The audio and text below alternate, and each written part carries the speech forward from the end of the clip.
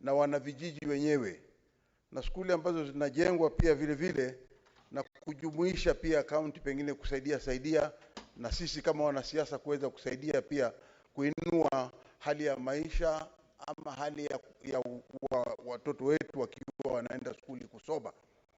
Kuna skuli moja iko huko Adu, sehemu ya Adu ambao ni ward ambao mimi naiwakilisha, eneo bunge la Magarini constituency,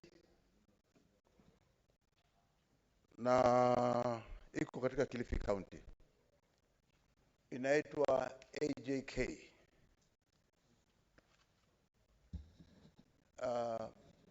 Nilikuwa nataka kujua ni lini skuli hii unaweza kuifanyia mipango, kwa sababu ya uhaba wa walimu. Skuli hii imepata tabu sana, na wale wakazi wa hapo wamekuwa wakilipa walimu, saa nyingine wanashindwa, saa nyingine walimu wanakosa kwenda kwa sababu hawajapata malipo yao ya mwisho wa mwezi. Ni lini serikali inafikiria inaweza kupeleka walimu wa serikali katika hiyo skuli ambayo iko kule Adu Ward katika Magarini constituency? Vile vile ni lini serikali inafikiria itachukua hatua ya kuigeuza hii iweze kuichukua na alafu kuweka walimu permanent pale wale wa serikali, ili ichukuliwe na wakazi wa ile eneo lile wapate afueni, ili kuwe ni skuli ya serikali. Asante Bwana Speaker.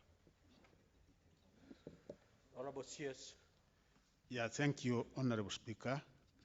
Sorry, there was a question one to do with classroom and laboratories, and members, I also want to assure you on this, that actually classrooms, we don't have so much of a problem because we domiciled junior secondary schools in the existing primary schools, and where we have a problem which we are trying to work on is on laboratories, because the curriculum for junior secondary schools requires that we have laboratories in junior secondary schools, and on this I think we have had a discussion and a negotiation with World Bank at the very advanced level. The amounts we are likely to get in a month or two will be able to do almost 40% of the total requirement countrywide as far as laboratories are concerned. And also we are having a discussion with our members of parliament, kind of partnership from the CDF fund that they get, they can also be able to do the rest. Progressively, as we move forward, we are taking stock of the requirements, what we require years to come in form of classrooms, including in senior secondary, so that we are able to plan and do some of these things in advance. Teachers, Honorable Member of Parliament, I know that it's not only isolated to a single school. Members, you will be able to agree with me, Honorable Speaker. It's a problem that we have affecting a number of our schools, but ever since we came into power, this administration, members, you know that we have employed 35,000 teachers, and this coming financial year, we are also likely to employ an equal number. This will alleviate and mitigate on the kind of shortage, teacher shortage we have, not only in that school, but countrywide. Again, ever since this administration came into being, we had a very serious problem concerning registration of schools. You find a primary school has gone to grade 4, a secondary school has gone up to Form 3, and yet it is not registered. We have since given new guidelines where I think we are speeding up the registration of schools. And Honorable Member, HAK, if it is a registered school, of course, as you have requested, we can be able to work on it. If it is not registered, we ensure it is. We will also look at the number of teachers that we have in this school, and I'm sure we will be able to do something. I was in Kirifi, Honorable Speaker. The Honorable Senator, I'm sure, must be aware.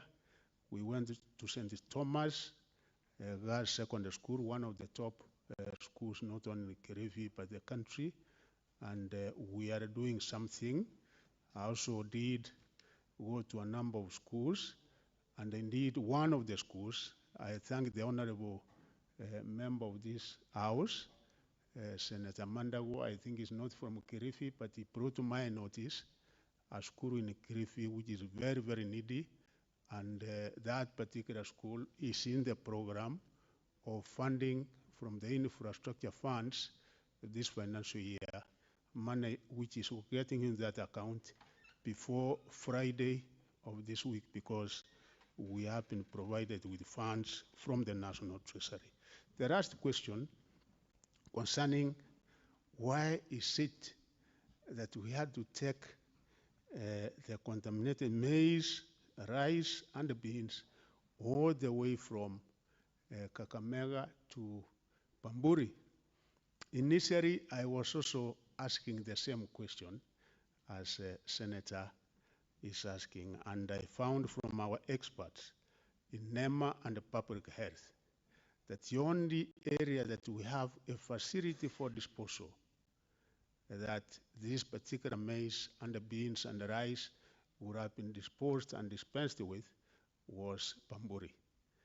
The other of Western region, Nairobi, we do not have that kind of facility to have it disposed of, but Bamburi has a very, very good facility for disposal. You know, initially I was also thinking it is something easy.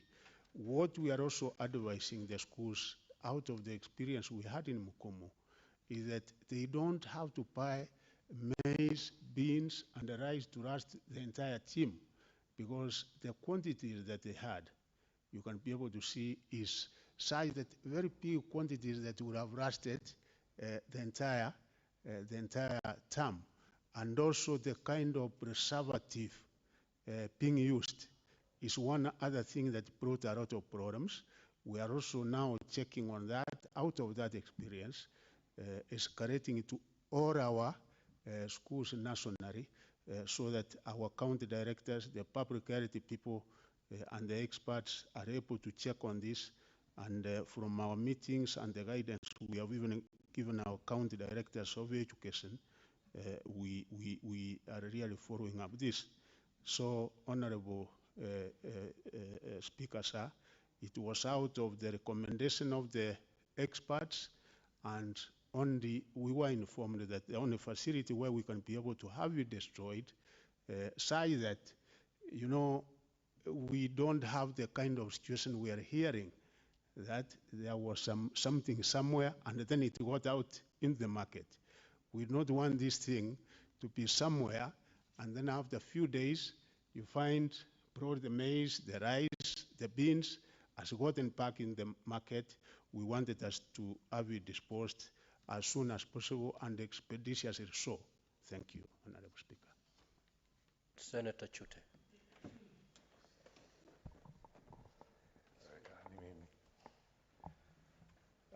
Asante sana Mheshimiwa Spika. Nashukuru sana waziri vile ameongelea juu ya mambo ya shule. Vile unavyojua Bwana Spika, kifo ya mwalimu na kifo ya wanafunzi wanne ni mambo ya kushangaza na ya kustua. Jana Mheshimiwa Spika, nilikuwa primary school inaitwa Santuri kule Loyangalani, constituency ya Laisamis. Niliingia staff room nikakuta chakula inapikwa kwa hiyo staff room, grains imewekwa kwa hiyo staff room, mandege wakiingia, wakibeba, wakihara, wakitoka.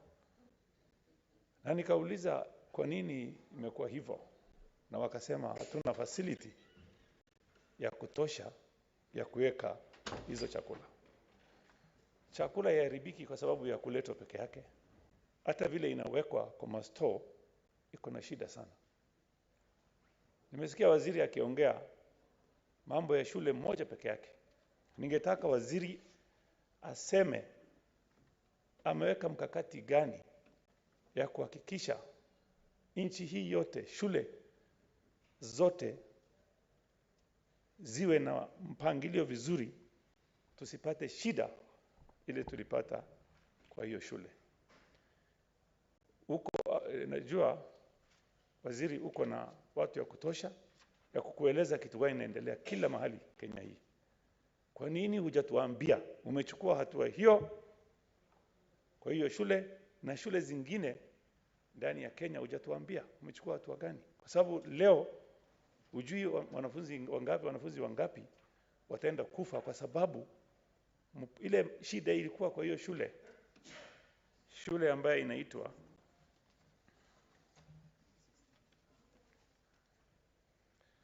inaitwa Mukumu High School.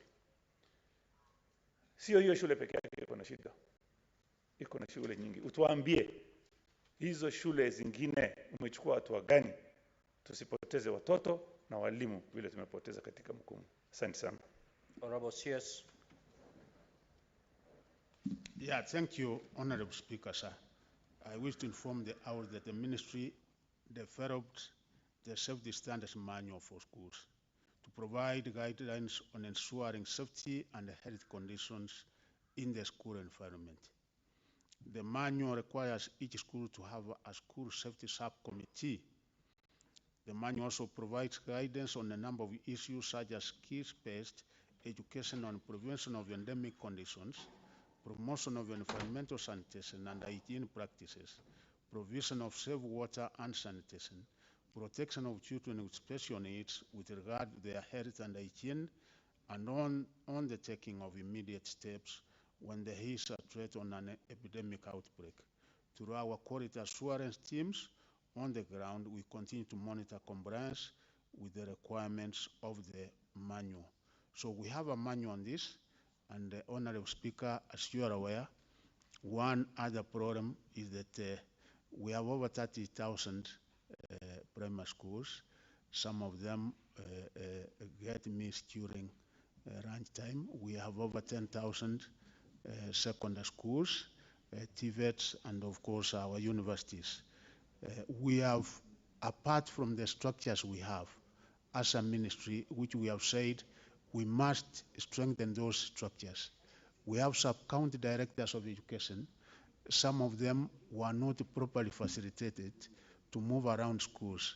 But what this administration has done is that with the effect from this year, we are giving each of one of them a vehicle such that they can be able to be checking around the schools, because as CS and PS education, we cannot, it is not physically possible for us to move to each and every school and check on this, but the officers, right from the regional level, the county and the sub-county level, we have insisted that they must be going into schools. And among the other things that they have to check on is to ensure that people comply and conform to the tenets and the provisions of the manual. And even me personally, Honorable Speaker, sir, when I go to schools, like yesterday, I had an opportunity of moving to 6 secondary schools in Siaya and the Nyanza region. One of the things actually is mandatory for me to check is the food and the water. Out of water happened everywhere I move to. When you see me in Kirifi, when you see me in your counties, when you see me coming to each and every school, I make sure that this is what I also check. And also reminding our officers, because on a monthly basis, even where I'm not able to have my officers together, we are having virtual meetings.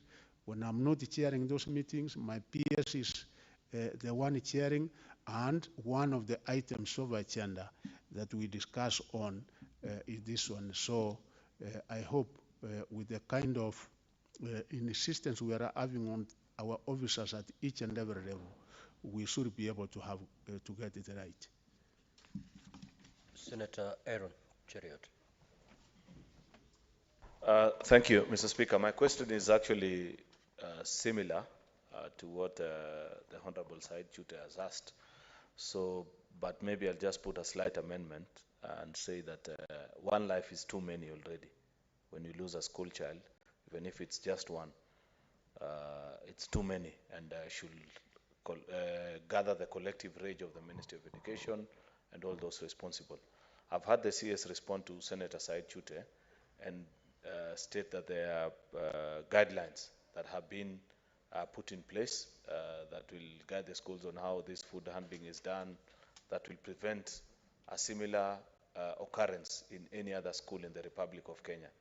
The only thing that wasn't clear from the answer of response of the CS, which I want him to clarify to this House, Mr. Speaker, is if these guidelines were already in place at the time of the incident in Mukumu, what caused the breach then if we already had the guidelines? And finally, if there have been now further amendments to these guidelines so as to fully seal all the loopholes so that we don't lose any other Kenyan child in school because of the kind of situation that happened in Mukumu.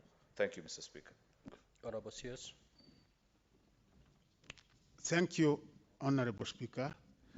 I think one area that we must admit that we have had a problem, and the Honorable Member also said about a director somewhere, is on enforcement.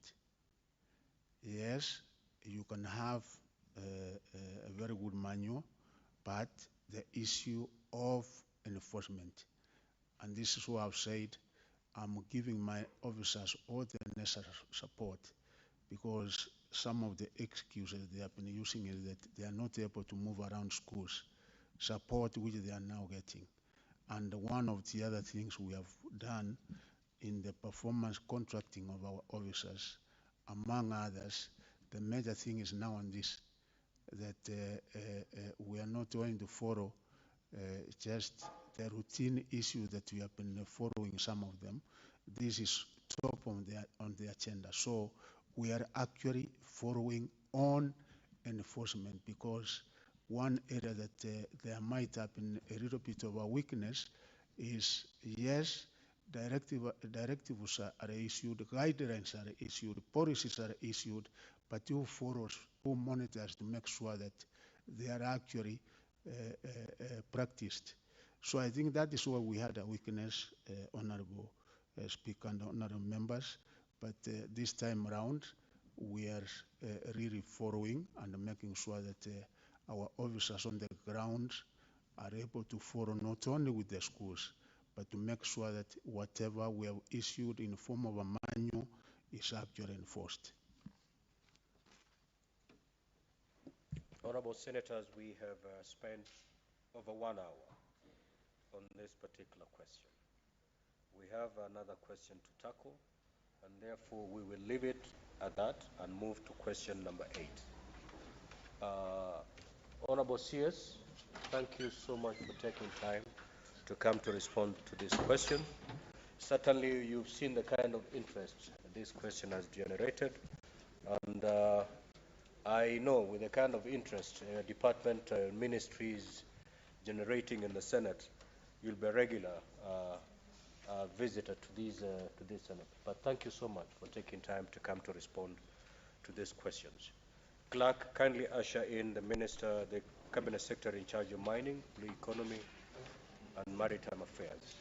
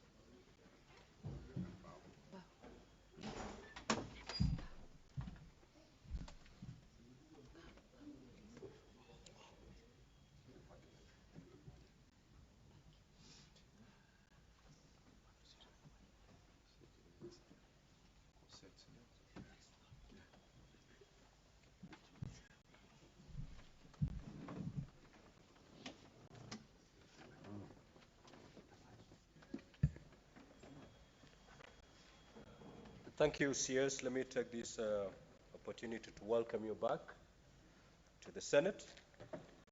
The nominated senator, Senator Veronica Maina, is the one who is supposed to ask this question, but I'm informed that she is not around, having traveled on Senate business, and therefore she has delegated that work to Senator Sigei. Kindly, Senator Sigei, proceed to ask the question. Thank you, Honorable Speaker. I rise to ask question number 008 for and on behalf of Senator Veronica Maina, MP. And Mr. Speaker, the question is to the Minister. What are the rationale for and the impact of the detachment of Bandari College from Kenya Ports Authority? B, could the Cabinet Secretary provide the number of seafarers trained by Bandari College and deployed to the local and international market? And 3, Mr. Speaker, could the Cabinet Secretary provide information as to the suitability and capacity of Bandari College to undertake the government's commitment to train 250 seafarers annually? I thank you.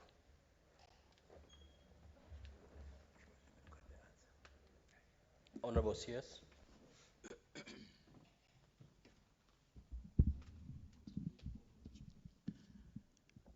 Thank you very much, His Excellency, Right Honorable Speaker, honorable members of the Senate. Bandari Maritime Academy is a maritime training institution which is designed to train and develop skills to provide labor needed for the development of the blue economy seafarers and other value chain skills in the industry. This college was established in 1980s by Kenya Ports Authority. The purpose then was to deliver in-house port operations and cargo handling trainings to staff of both KPA and the defunct Kenya Cargo Handling Services Limited. It is notable that the college operated as a department of KPA, and therefore its operations were restricted as it lacked autonomy to plan and manage its affairs. In subsequent years, and due to rapid changes in the maritime sector, the college was expected to expand the scope of training to address the global maritime sector skills and provide skills that would enable employability of the youth in seafaring and other value chain carriers in the shipping sector beyond KPA operations. Over the years, BMA has realized growth in the course portfolio and has expanded facilities and the training capacity to address the training needs of both port operations and other maritime courses. In order to spur growth in the maritime sector and create employment opportunities, therefore, KPA staff undertake courses to build their capacity at BMA. In 2017, July, the blue economy sector was adopted as the 8th sector of the economic pillar in the MTP3 of Kenya Vision 2030. Critical to this development was the identification and transformation of Bandari College into a regional maritime center of excellence for skills development for the blue economy. To address the challenges therein and to meet the growing skill demands for the maritime sector and the blue economy, the government, through legal notice number 233 of 28 November 2018, therefore decided to transform Bandari College into Bandari Maritime Academy as a semi-autonomous government agency.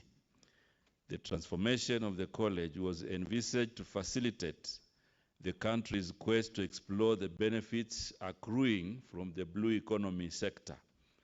The initiative to reform the college is anchored within the framework provided for in Legal Notice number 233 of 28 November 2018, the State Corporations Act, Chapter 446, Laws of Kenya, and the Constitution of Kenya 2010.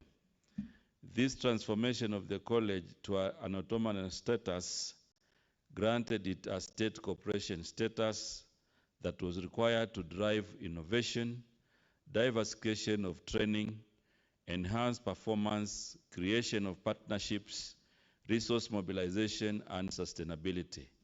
This has enabled a drastic increase in the numbers trained, raising the trainers to over 5,000 in the current financial year.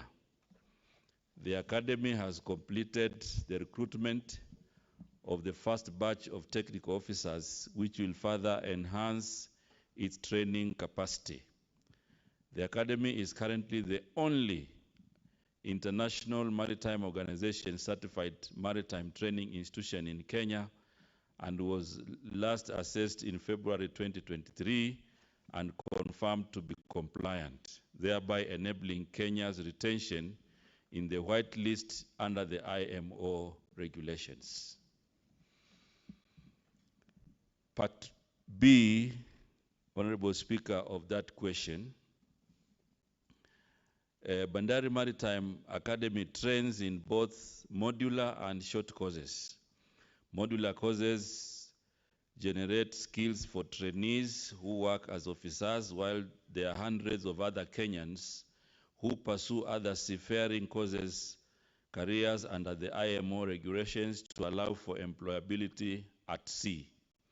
The statistics below indicate the numbers trained at Bandari Maritime Academy since inception in 2019.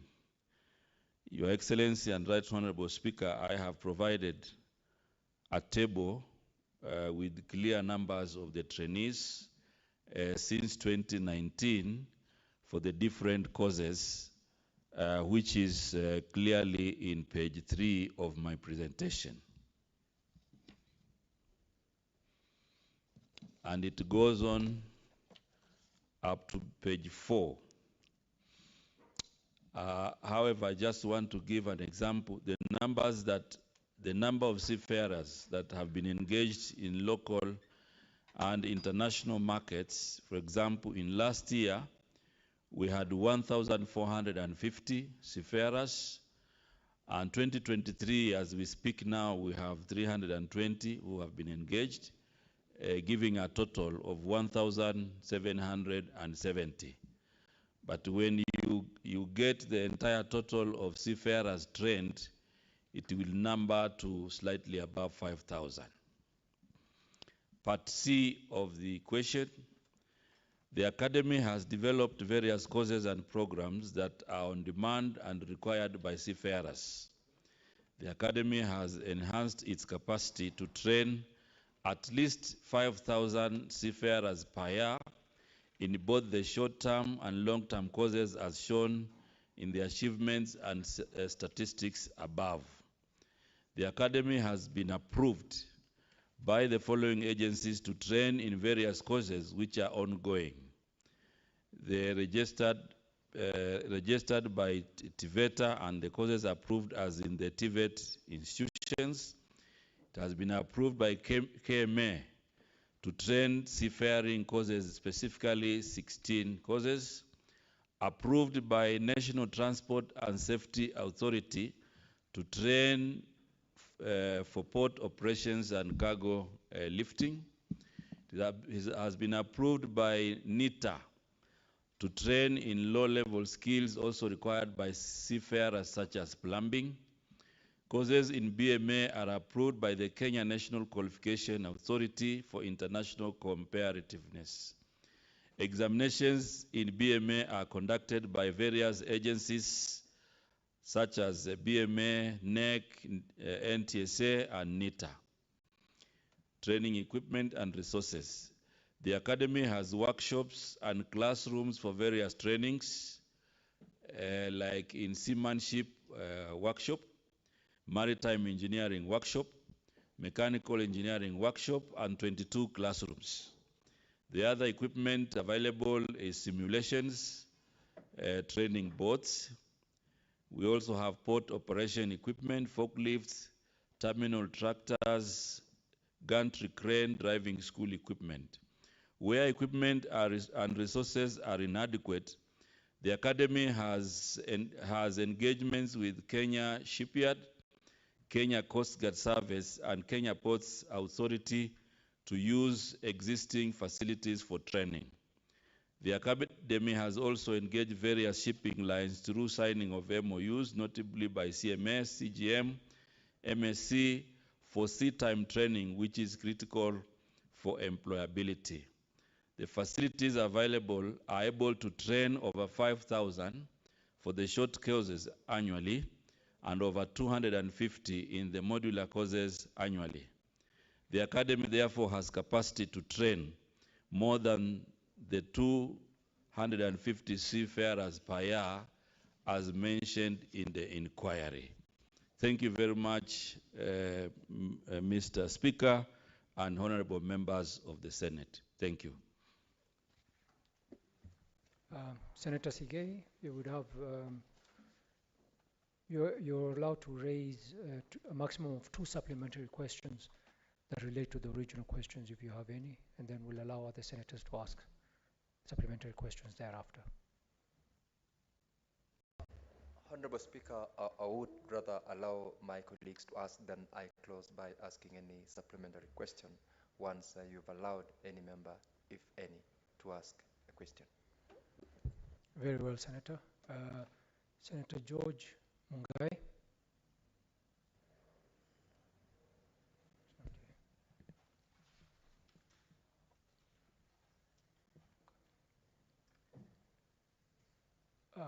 Senator Boni Kalwale. Thank you, Mr. Speaker. Mr. Speaker, the Minister is aware that the top busiest seaports in the world, without going through the order, namely Singapore, Brussels, and a number of other seaports that are the top. They are in countries that are facing a crisis of youth, countries that don't have youth. Now that we are churning out 5,000 qualified children from this, who are likely to be employed in these world top seats, what are you doing to help our children to secure jobs in Brussels, Singapore, Germany, US, who don't have children, including Dubai?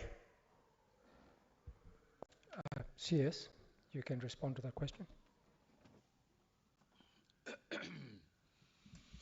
Thank you very much, Mr. Speaker and Honorable Boni Alwale. And on this matter, Mr. Speaker, I want to put the record straight for the nation. First of all, what we are doing in the State Department of Maritime and Shipping, we have entered into MOUs with the international shipping lines, so that when the seafarers are trained, we attach them to the international shipping lines.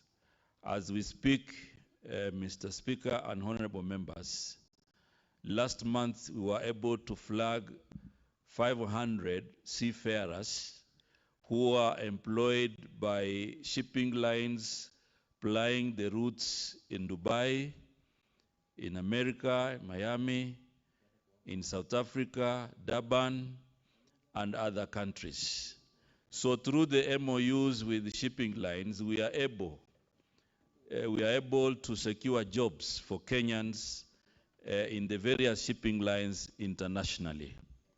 And that is why, Mr. Speaker and honorable members, it is important that we continue to build the capacity of Bandari Maritime Academy so that we can have more youth trained And right now, what we have initiated in the State Department is an awareness creation program which will run in all regions so that the youth can be able to know what kind of qualifications are required. And of course, as we build the capacity of Bandari Maritime Academy, then we are able to comply with international regulations and international policies. So I want to confirm that the opportunities in Singapore and in many other countries, we are able to harness this through the MOUs that we have entered with the Mediterranean shipping line, with other shipping lines that are very active internationally. Thank you very much, Mr. Speaker. Thank you, CS. Senator Julius Murgu.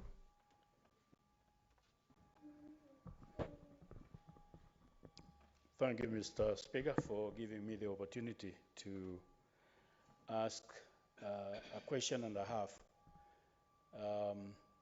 May I know from the CS as to what the ministry is doing to make counties and local areas aware of what minerals they have in their areas, because some of them, because of illiteracy and lack of many situations that would make them aware or give them capacity to be able to be aware of what they have, cannot be able to know what exactly. And therefore, giving an opportunity to advantage takers who come and exploit the locals because of the fact that they are not aware. And then half question is, how can you give assurance of investors?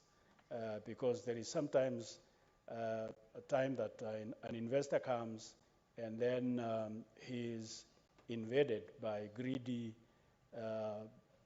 interest person, especially local, particularly politicians, people that do not really want others to invest if they are interested in one way or the other.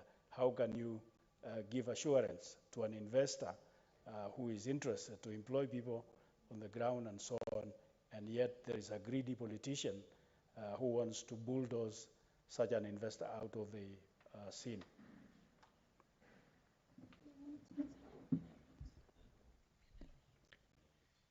Maybe we'll take a second question, Wazir, and then you can answer the two questions. Majority Leader. Thank you, Mr. Speaker. I want to thank the CS for his appearance and the response that he has brought to the House. This is a very important topic that you're discussing. While the conversation centered majorly on Bandari College, of course, any prudent minister will also plan for eventually what happens to these students after they are done with the college. Therefore, the question I wanted to ask the good minister is if his ministry has sent any set any conditions precedent before any shipping line is allowed access into our waters, to give them perhaps a target. I know he has said there's a policy and they make requests to them, but I believe that part of the conversation that we need to have in a increasingly growing competitive global market is that you need to have an agreement before, if they give the licenses annually or biannually, depending on the frequency, an agreement with the international shipping lines on the number of seafarers that they can take. Otherwise, his response is adequate on the number of people that they are training. But you do appreciate that this is a highly specialized skill or training where you can only secure jobs where the waters and ports, as has been observed. Secondly, is just in line with what Senator Boni Halwale had previously asked. whether they, as a State Department, have got any protocols or proposals that they are giving to foreign governments, especially those that share, those that have a trade imbalance with Kenya, on availability of these specialized skills for people to work in their ports. Is it part of what we sign? There are countries that we trade with, and they have significant trade imbalance with Kenya, yet they are known to operate some of the world's best and busiest ports. When we, as part of trying to even out the trade imbalance that exists between our countries and those specific countries, are the graduates of this college, do they feature in that conversation as part of those that they sign on and secure jobs for? I thank you, Mr. Speaker. Waziri can answer the questions from Murgo and the Majority Leader.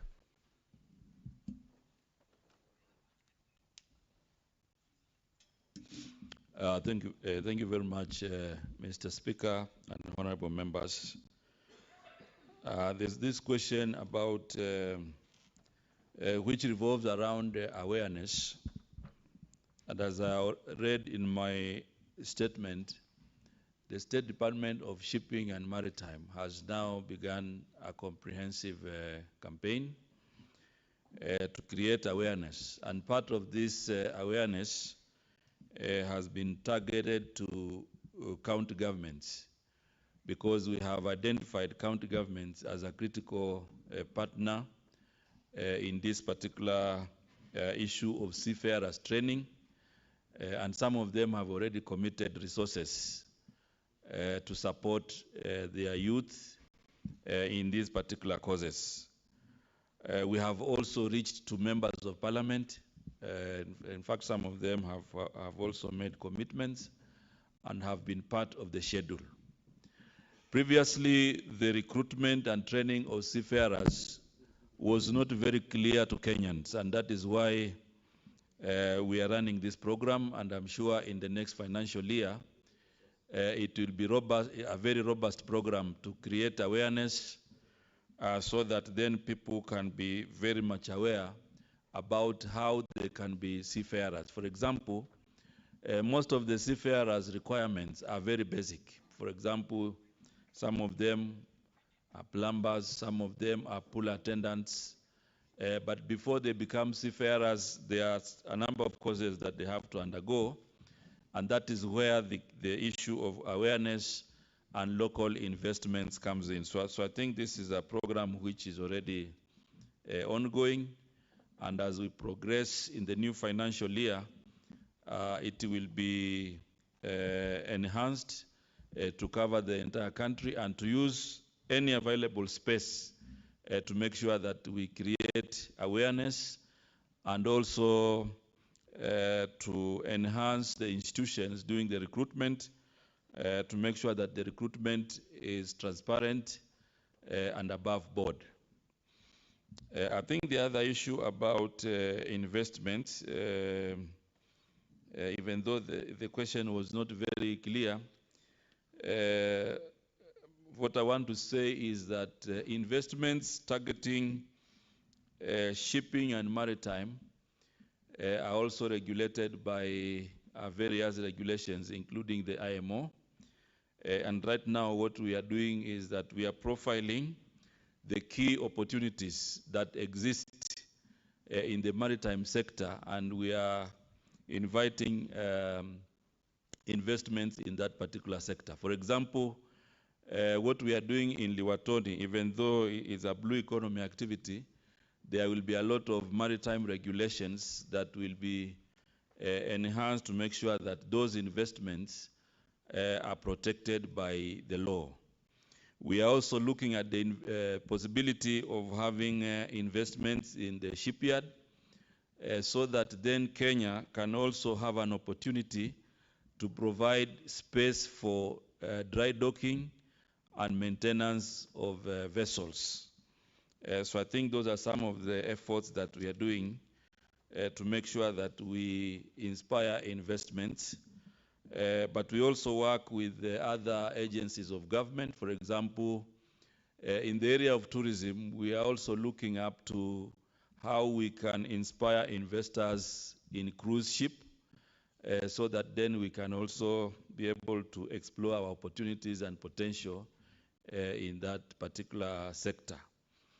I heard something about investments in mining, if I'm not wrong, Mheshimiwa.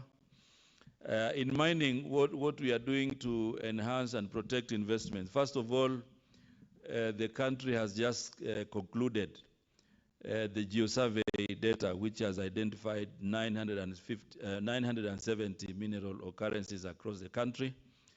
And occurrences are indications. So right now we have embarked on a ground truthing exercise where we have gone back to various counties to confirm the occurrence of minerals and their economic value.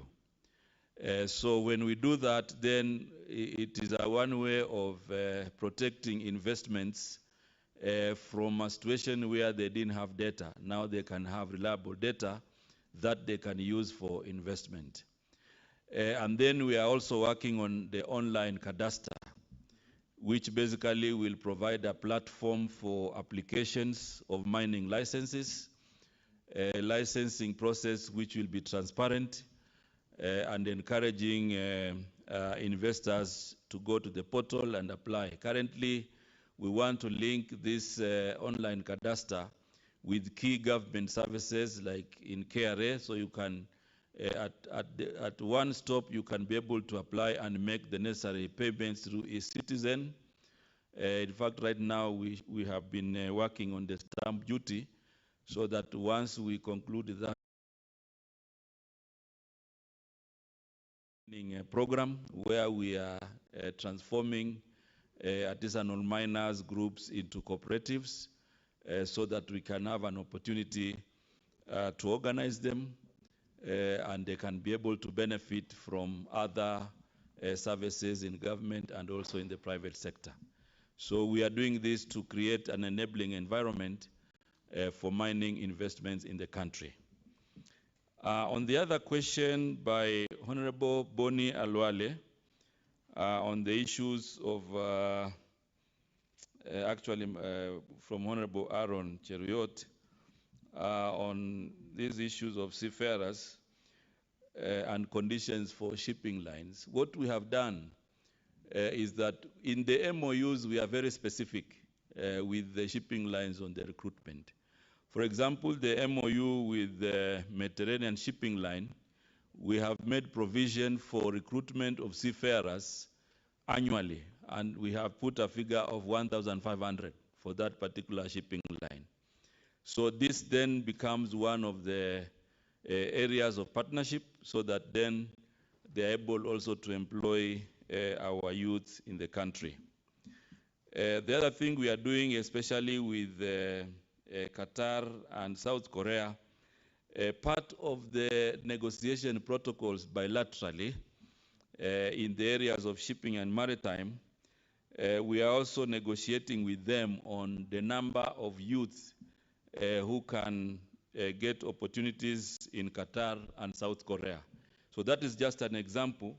And once we have the numbers, then now we utilize the capacity in Bandari Maritime Academy to prepare them to qualify for these particular jobs that we are negotiating. Other than that, we are also working with the Ministry of Labor, because we also know that seafarers have been working and challenged in some conditions. And already we have a joint CAB memo with the Ministry of Labor to streamline the issue of working in the diaspora in terms of welfare and in terms of also other issues that have been affecting them.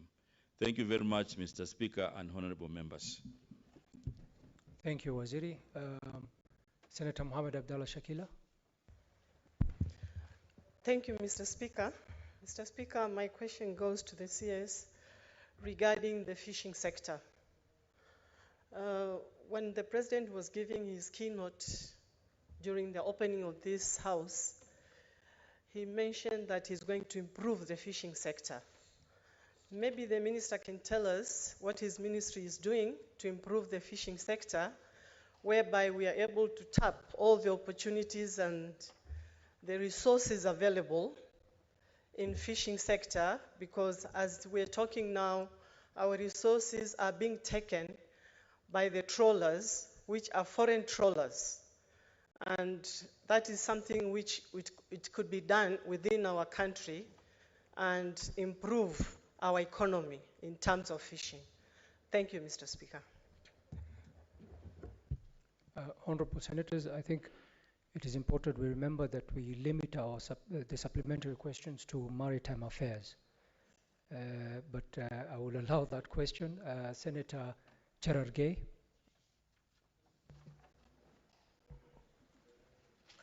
Thank you, Mr. Speaker, sir. My question to the CS concerns the role of counties, especially in partnership of boat training and work of seafarers, Mr. Speaker, especially to counties along our coast, the coastal part of the country.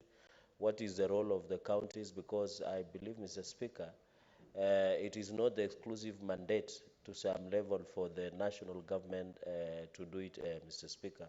And finally, Mr. Speaker, what, like for example, Mombasa Port, which is their sister port, that they pick the best practices in terms of shipping and maritime, for example, like Miami International Port in the US and Singapore Port, as Senator Boni has mentioned.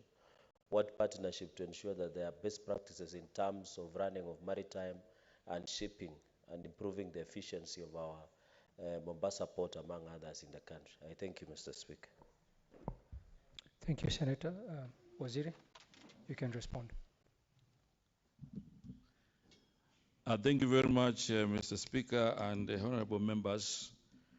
The question that has been posed by Honorable Amina Abdallah, Honorable Senator, and you rightly observed, Mr. Speaker, that today we came for maritime. I think there's a day I came here for blue economy and fisheries, and I gave a comprehensive report on what we are doing in the Blue Economy and Fisheries State Department. However, because this is a question which I'm sure she's asking on behalf of the residents in Lamu County, I will respond to this question, and because also it's good for the nation to be aware of what we are doing in fisheries. First of all, in the blue economy and fisheries sector, we have said that this is a critical area that we need to spur investments. And therefore, we have divided the investments in terms of medium level and high level. Medium level focusing on artisanal fishermen. And for artisanal fishermen, for example, we have zoned the country and the blue space in the Indian Ocean, in Lake Victoria and other lakes into critical areas for investment. For example, in Coast Region, we have looked at the entire area from Lamu to Kwale. And in Lamu, for example, we have said that in that entire Indian Ocean, we will be able to work with county governments so that we are able to develop landing sites that could be a first point for value addition. So we have zoned from Mokoe for Lamu County. We have looked at Kipini in Tana River. Kilifi, we have Ngomeni and Kichwa Chakati. We have Kidongo in Mombasa. We have other areas in Kwale County like Mwaepe, Gazi, and Vanga. And in all these areas, we have identified critical areas for landing sites, and some of them are at the level of connecting water and power, and some of them are at the level of advertising for construction. The only challenge there has been the issue of land, but the governors are sorting that, and then we are able to do those investments. The other thing we have done with our development partners, we recently concluded a process where we are also providing new boats to the beach management unit. And currently we have provided new boats, actually 26 boats in the 5 counties of the coast region. We are also working to ensure that we transform the BMUs into cooperatives so that we can link them to financial institutions. So we have mapped out the entire country and identified 445 BMUs that we need to transform into cooperative societies. For example, in the Lake region from Migori, we are working around Sori, where we have a landing site. We also have another landing site we'll develop in Nyandiwa in Homa Bay. We have Mulukoba in Busia. We have Ogal and Asat in Kisumu. We have Wichlum in Siaya, and also Luanda Kotieno. So these are areas that we have identified for basic value addition. And in fact, we are working with the counties on those projects. In Lake Turkana, for example, we are working with the government of Netherlands because we also want to develop cooling systems for fishermen in Marsabit and Turkana. And that project will be, should be able to give us, has a budget of around 1.5 billion. So we should be able to work around it and should be able to give fishermen an opportunity for investments. We also have another program we are working with counties on aquaculture. We have 15 counties in the Lake and Western region, and also in Mount Kenya, so that we are able to develop our capacity in aquaculture. And linked to this, we have a big program that we will be launching soon, the Kabonyo Kanyagwal program, which will cost about 1 billion. So once we launch it, then we are able to enhance our capacity in aquaculture. We are also working with other partners on enhancing our presence in the exclusive economic zone in the Indian Ocean so that we can be able to inspire our capacity in tuna fishing. And that is why we have the Liwatoni project in Mombasa, so that then it becomes a landing site for vessels that ply the trade in deep sea. And alongside that, we have identified areas that we are working with other agencies to develop fish processing. And we have identified Mokoe as one of the areas, and Shimoni. Already in Shimoni, we have a 2.6 billion fish pot, which is being spearheaded by KPA. And that we feel it will be able to inspire investments. We have just we are also sending our officers in Taita Taveta to look at their potential in Lake Chala and Lake Jipe. So basically, Mr. Speaker, even though the question came as a surprise, I thought it was important that I give it an overall presentation so that members and the country can also benefit from this information. The other question by Senator Nandi on the role of counties. I think the reason we have brought in counties to the discussion on maritime and shipping and the entire area of seafarers is because we don't want the ministry or the State Department to be the one taking everything. We also would like to encourage other actors, especially in the area of training, so that we can be able to have as many as possible Kenyan youth qualifying for seafaring internationally. The other part of the question was what KPA is doing to enhance partnerships with, for example, the ports in Miami. I know overall the KPA is having a lot of international networks, but I think the Senate will benefit more if we get my colleague in transport to give you specifics on the partnerships that exist between KPA and other ports in the world. Thank you very much, Mr. Speaker and honorable members. Thank you very much. Thank you, Waziri. Senator Wakili, would you like to ask your supplementary questions? Thank you, Honorable Speaker. I would like to appreciate the CS for the responses that he's shared with us this morning, particularly with regards to the questions that the honorable members have raised. And more importantly, Mr. Speaker, on the question on the deliberate move by the ministry in creation of the awareness of the courses and the facilities available at the Bandari Maritime Institute. The response, Mr. Speaker, particularly on the statistics, this is where I want to ask my supplementary question.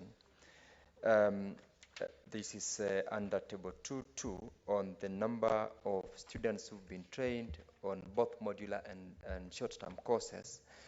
I would like the Cabinet Secretary to give us, if any, statistics on the numbers, whether the beneficiaries of these trainings are local in the sense that I am aware we've got our counterparts in the neighboring countries, especially where we are looking at the East Africa community, whether the statistics provided here are for the locals.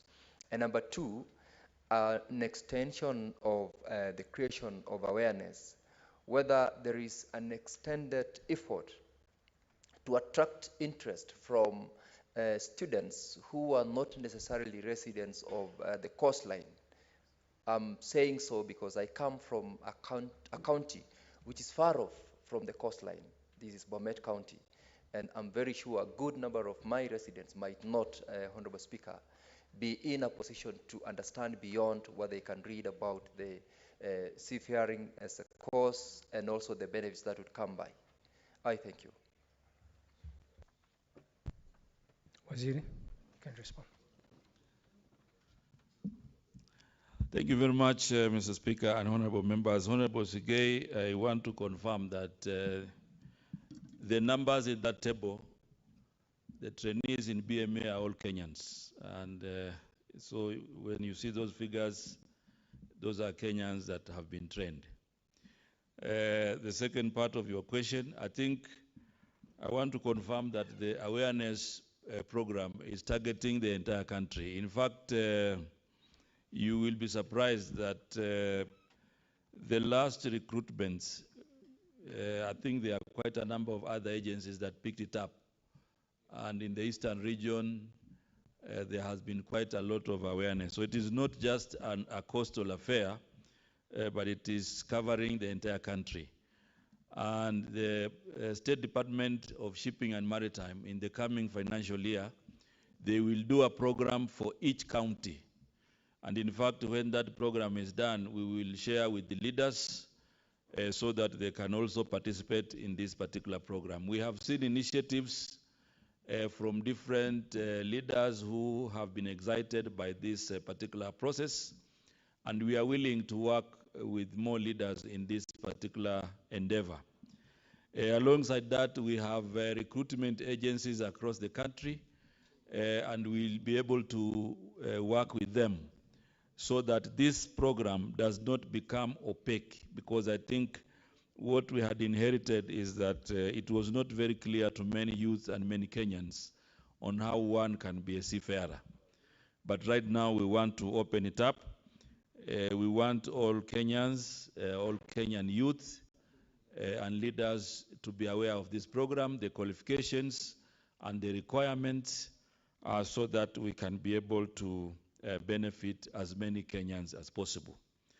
Maybe the last point I want to talk about on this issue of seafarers, Mr. Speaker and honorable members, I think what we also need to be aware going forward, as we tap the opportunities, we also need to invest in Bandari Maritime Academy so that it can have the requisite capacity to undertake this kind of training, and not to rely on sea time from international partners. I think going forward, we are working towards making it even more able to undertake these particular trainings, because the most critical in this is the seat time. And seat time, you need a ship so that students can be able to enjoy and have experience in seat time. So I think these are some of the areas that we invite the Senate and other arms of government to work together with us so that we can enhance the capacity of Bandari Maritime Academy. I also want to observe, Mr. Speaker, that going forward, there are other related institutions that are coming up to be able also to support and to enhance the capacity of Bandari Maritime Academy, like in our sister Ministry of Education. They are also doing a maritime and logistics institution, which will be linked to Bandari Maritime Academy to offer courses to Kenyans. Thank you very much. Thank you, CS. Honorable Senators, there being no further questions, I would like to take this opportunity to thank the Minister for his time and detailed answers and for his understanding on some of the questions that were asked that are outside the topic. Bwana Waziri, at this point, we will allow you leave and wish you all the best in your task ahead. Thank you, Waziri. Thank you very much.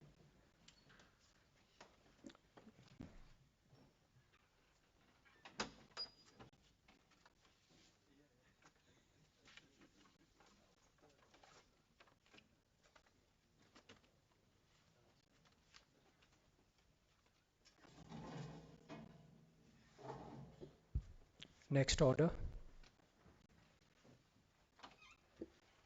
Order number 8, motion, state of mental health of police officers.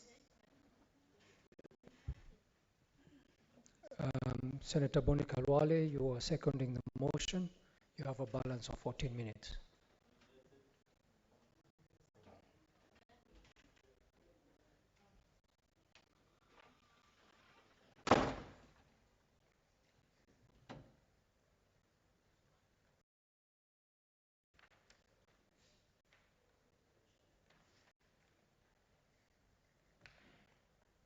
Thank you, Mr. Speaker. Mr. Speaker, this is a motion that quickly rises to the challenge that we are having within the police. Mr. Speaker, it is almost every day, every week, or several times in a month that we hear about police officers either turning against themselves or members of their families or their own colleagues. Mr. Speaker, even in my own county, just a few weeks ago, we came from such an instance in Lugari constituency where one of my youth who had just joined the police, Elijah, was gunned down by his colleague. Many people take this as criminal activities, but to me, I think there is a deeper problem captured by this motion by the mover. Mr. Speaker, it's very difficult for somebody to turn against a friend unprovoked, a member of the family unprovoked. Police officers are serving under very, very difficult circumstances.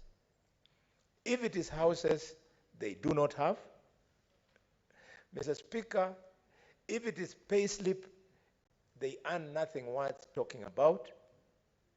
Mr. Speaker, access to health facilities police officers do not have. If it is insurance to meet hospital bills for members of their families, police officers don't have. Even, Mr. Speaker, police officers who are ordinarily expected to be dressed impeccably, they do not have sufficient funds to take their uniforms to the laundry. So the welfare of the police, to me, is a contributor to what many might think, that police officers are mentally unwell. It's pressure. Mr. Speaker, accompanied with this pressure is the police code that accompanies police officers, or rather allows police officers to go home with firearms. I have seen on some occasions, you meet a police officer, he's in uniform, all right, around 6 to 7 p.m. in the evening, the guy is drunk, but the guy is carrying a gun. And you wonder, if you provoke these officers in the slightest manner and he got angry, what would he do with that firearm? Mr. Speaker, I therefore would like, as I support this motion, to insist that the police officers' welfare must be addressed. Without addressing the welfare of these gallant sons of this country, we are most unlikely going to sort out the mess that we are today seeing in the police force.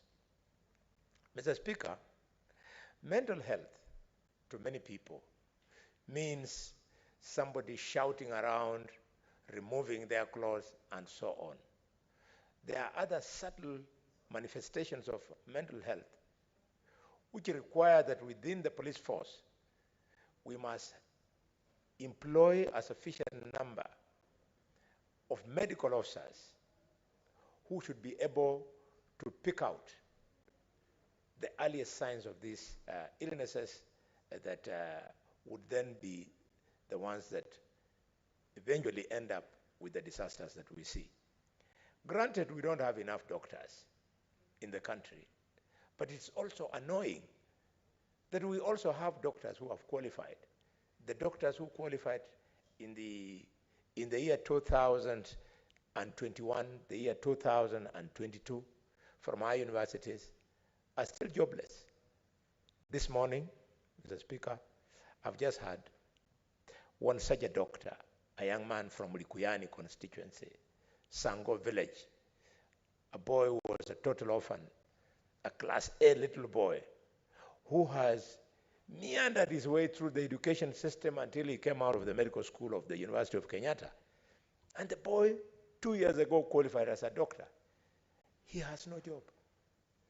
When we are recruiting cadet officers, these are the people the police should recruit, and then as they earn the little salary as probably inspectors or what have you, they are also offering this special service that they are endowed with, Mr. Speaker.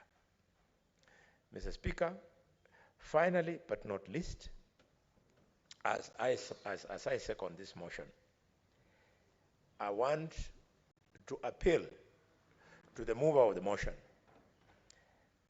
This motion is so important that you should go beyond just the motion. You have sufficient material, listening to you when you are moving it, you have sufficient material to move this into a bill so that we can create legislation that can then address the issues that make police officers to break down. With those many remarks, Mr. Speaker, I second the motion.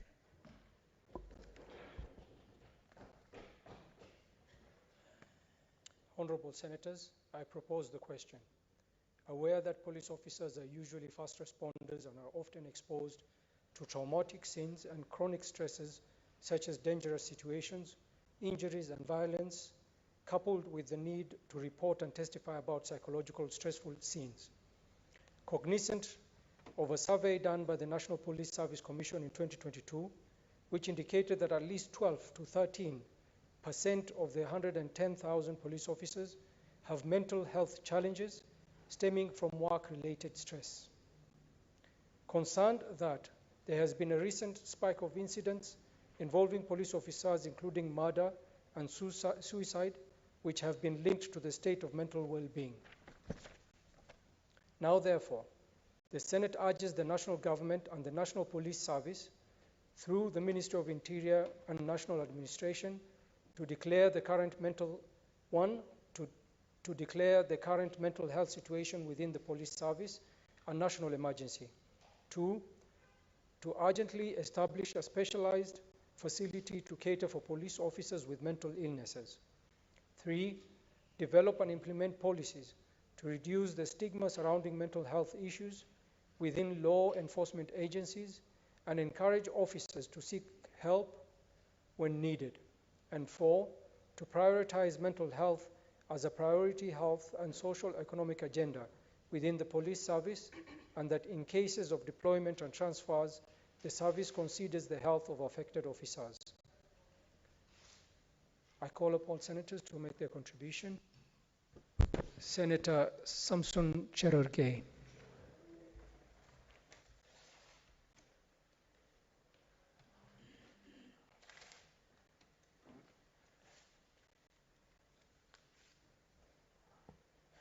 Thank you, Mr. Speaker, sir. I want from the onset to congratulate Senator Amida Kibwana for this wonderful motion, Mr. Speaker, sir. I think it is rare for people to defend the police officers. It is very rare. And I think for us who have had nasty experience with the police, Mr. Speaker, sir, which are left some of us with long, lasting life trauma, Mr. Speaker, sir, is the police. So I want to thank Senator Amida Kibwana. Mr. Speaker, sir, Kenyans should know that police officers are our friends. They are the custodians of law and order in the country as per the law. They protect and ensure most of us sleep soundly and walk around feeling protected.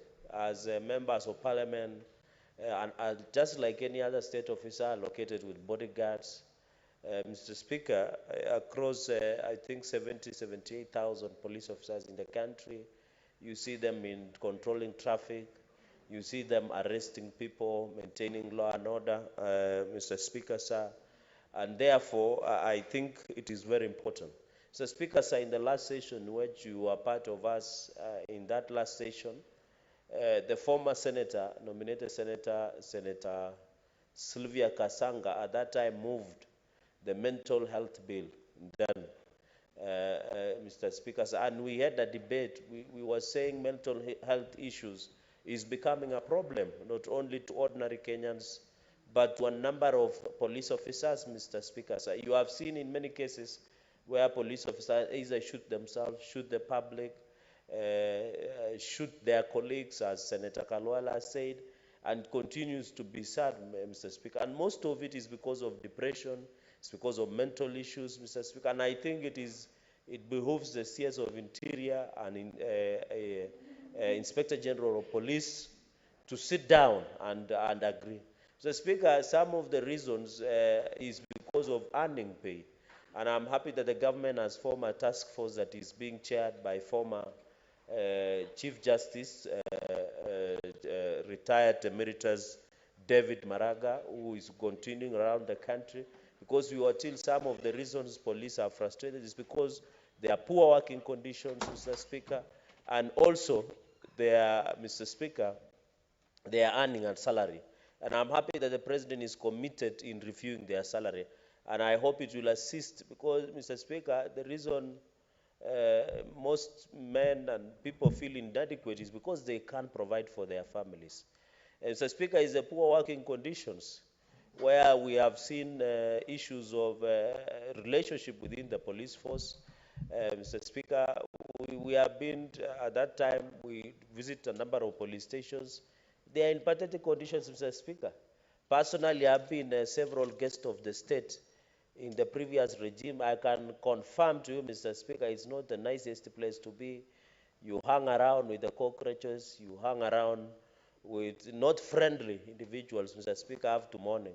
And I can confirm you, even putting a coat of paint, the toilets that are there, Mr. Speaker, is in pathetic condition. So you can imagine if we were working as members of parliament in such a situation, Mr. Speaker, and you know they are arresting each and everybody, Mr. Speaker.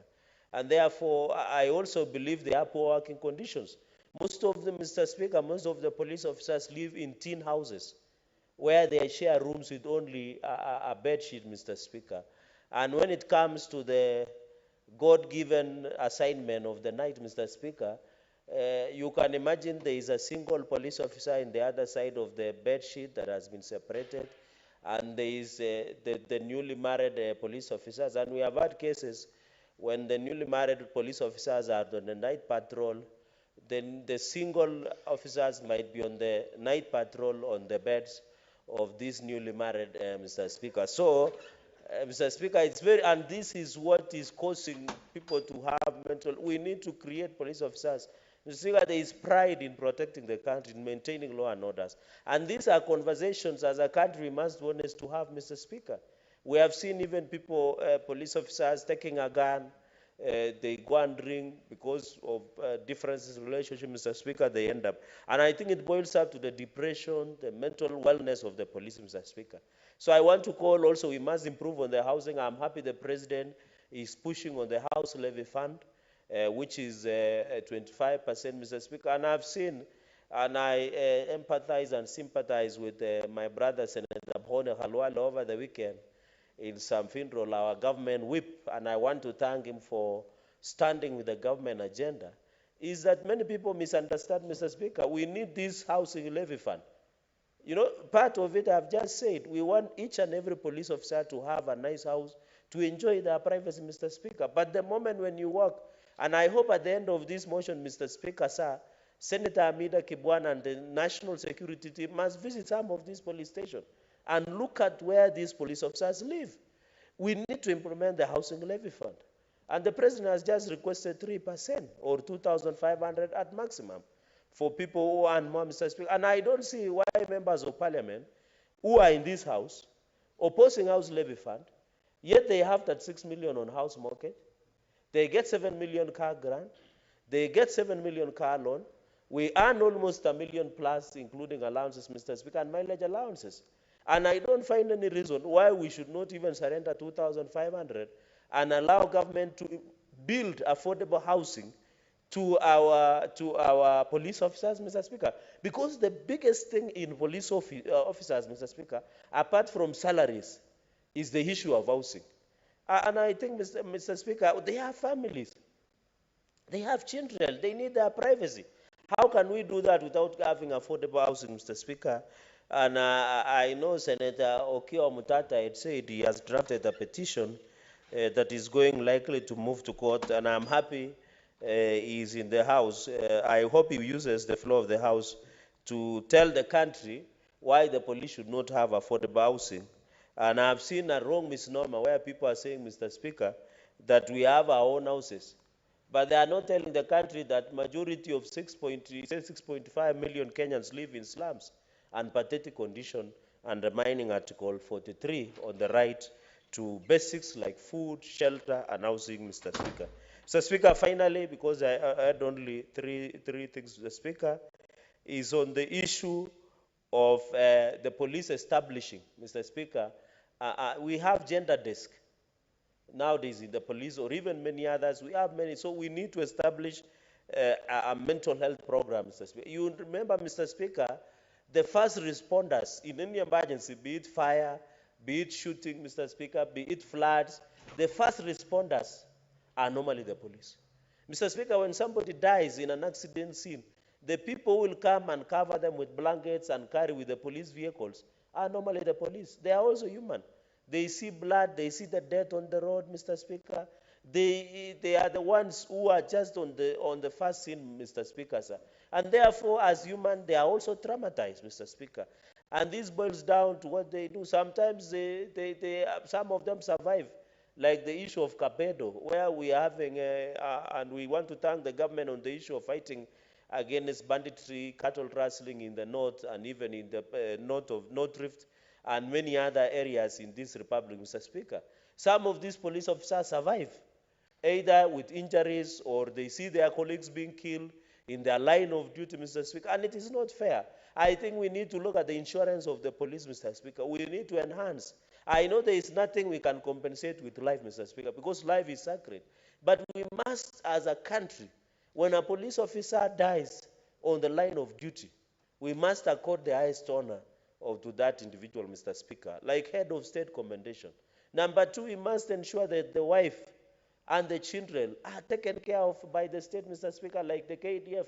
We must ensure that we have a biodata of all the surviving kin, including their wives and their spouses, Mr. Speaker, that are killed in the line of duty, and ensure the government compensates them, Mr. Speaker, and ensure they are given, their children receive the school fees, Mr. Speaker.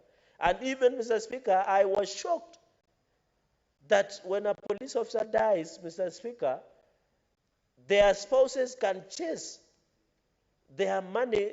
For example, when they die, the compensation money and the money that they are supposed to be paid to NSSF and others for months, for years, Mr. Speaker. Yet this is a person who was killed in the line of duty protecting the country. But you subject the spouses, the wives, Mr. Speaker, in chasing for their resources, Madam Speaker, Mr. Speaker. What is it? We know as a country we must be serious. Why would somebody, I thought they should be paid even promptly. They should be compensated promptly, Mr. Speaker. What else do the government need? This was their officer. The officer was killed in line of duty. They have the death certificate. Why would they subject their spouses and children into an ending search to be paid, Mr. Speaker? And it is very sad, Mr. Speaker. And therefore, since members of police service are the first responders in any situation, be it in arresting, be it in ensuring, Mr. Speaker, that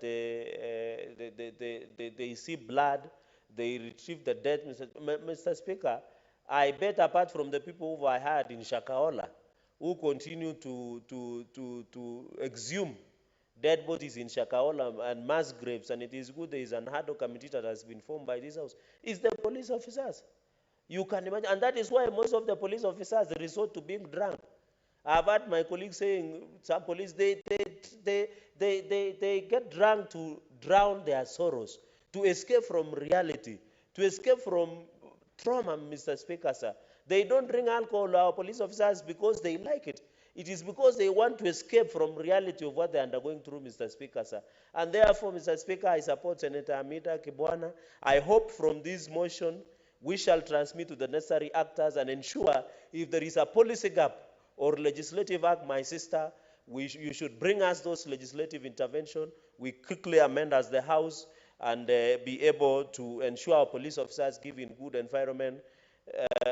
Me personally, I don't have a problem with police officers. Whenever they have needed me, I've always been available, but they have never given me time to go there. They have ensured they take me there in the breakneck of speed, Mr. Speaker, yet I'm not a terrorist. But I don't have a problem with the police officers, Mr. Speaker. I have moved forward, and I hope in future, Mr. Speaker, in conclusion, I might have divergent opinion. I saw them arresting Yesu Watongaren. And I don't know, I always ask the police, why don't they investigate proper before arresting people?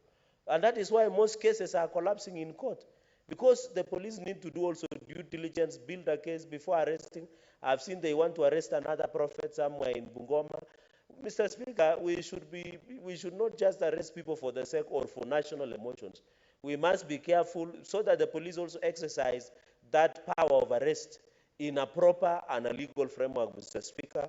And therefore, Mr. Speaker, with those very remarks, congratulate Senator Amida and allow other colleagues also to contribute. Looking forward to the outcome of this motion. Thank you, Mr. Speaker, for this opportunity. Thank you, Senator Cherargei. Senator Maureen Mutinda.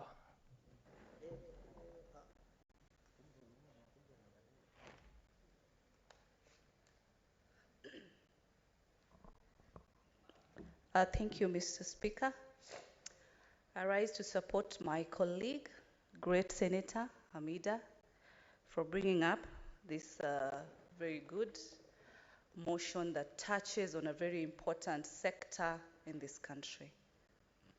I want to state, Mr. Speaker, that as a member of parliament, the team that the government has given us is the team from the police force. whose role and mandate is to offer protection and what their mandate partakes as per the Constitution. And I want to state that I do personally appreciate the services of the police. I'm a good friend of the police. Earlier before, I participated in different CSRs with the police by one building and coming up with the police post in one area called Utawala Mihango, which I pride in, Mr. Speaker. The issue that has been tabled by our great sister is in regards to the mental health issue of the police. And who is a police? A police is a human being like you and me. And Mr. Speaker, in the year 2023, as we are, as a country, we are at a point we are discussing a very great sector in this nation, a very important team in this nation. We all know the work that the police do. And when it comes to matters health, it's very critical. We've seen domestic violence occur in different homes, Mr. Speaker. A wife shooting a husband shooting a wife, and people being shot by police officers due to different depression levels that have occurred. And the issue of mental health is very key because even us, we are always surrounded by the police throughout. Even here in Parliament, we're always having police 24 hours. It is important to note that their mental health is very key. These are people who also have families like us. And like any other person, the welfare of any individual is very key. What I want to state, Mr. Speaker, is that some of these issues that bring about these mental health issues is mostly on how the police sector is handled. And let me state especially on the issue of promotions. The process that is used to do promotion the way it's supposed to do, at times it's never adhered to. Someone has worked diligently, someone has gone out of their way to do their job very well, and at times they don't get the promotion as they deserve. So tell me, why not then get depressed? Why not then get demotivated? Because the same organization that you work for does not recognize your efforts. It is the high time that the issue of promotions at the police be keenly adhered to as the process required. I want to support my senior colleagues, Senator Boni, when he urges my sister, Senator Hamida, to take this motion to the next level of it being a bill, so that some of these issues can be dealt with long term. The other issue, Mr. Speaker, I want to state that brings these issues of mental health is the issue of police transfer. How on earth, surely, do you just wake up and because you are the commander of that station, the OCS, the OCPD, letters come from right, left, and center because you feel that your junior should move from point A to point B, yet these people have families. I have an example of a case whereby a police has to be moved, yes, their kids are doing their final exams. A case is reported, the issue is explained, but the in charge does not care. So the issue of transfers by police is an issue that needs to be really fairly distributed. It is at times done out of emotions because you are the boss, you are the sir, and then you decide that in the next week you're going to be in a different destination of this country because you just wake up and decide. So some of these issues that are bringing about mental health issues is unplanned transfer issues by the police, something that is very saddening. At the same time, on matters welfare, yes, I want to agree with my brother, Senator Gerald Guy, when he mentions about the housing. It is open, it is out there in the open. I want to say, like in Nairobi, like we have areas like Langata, where we have Jugo Road, where we have houses for the police. And when you look at those houses, yes, it's an indication that in those early times, the ideology was for the police to have good housing structures. But today, as we speak, those houses are not enough for them. Then where do they end up? And that person is in custody of his equipment, and that is none other than the gun. Where does he rest? Then he's exposed. When they live in the houses that they live, they are not sufficient. And further to that, as Kenya Kwanza government, as we support the bill on the housing, we need to understand that it's also going to benefit sectors like the police sector in this country, so that our police can be able to have better environments for them in their working spaces and for their families too. Because like, how do you really hustle to that extent, and at the end of the day, you look at what you bring back home, it's not happy, it's saddening. And so, Mr. Speaker, the housing issue is very key to the police force,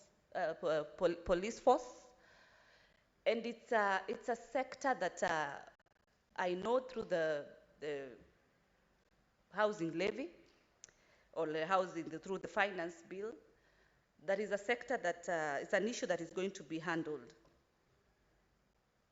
As I finish, Mr. Speaker, I am in the Shakahola Ad hoc Committee. I had a privilege 2-3 weeks ago to go to the ground and meet with a very competent team of police handling the Shakahola issue.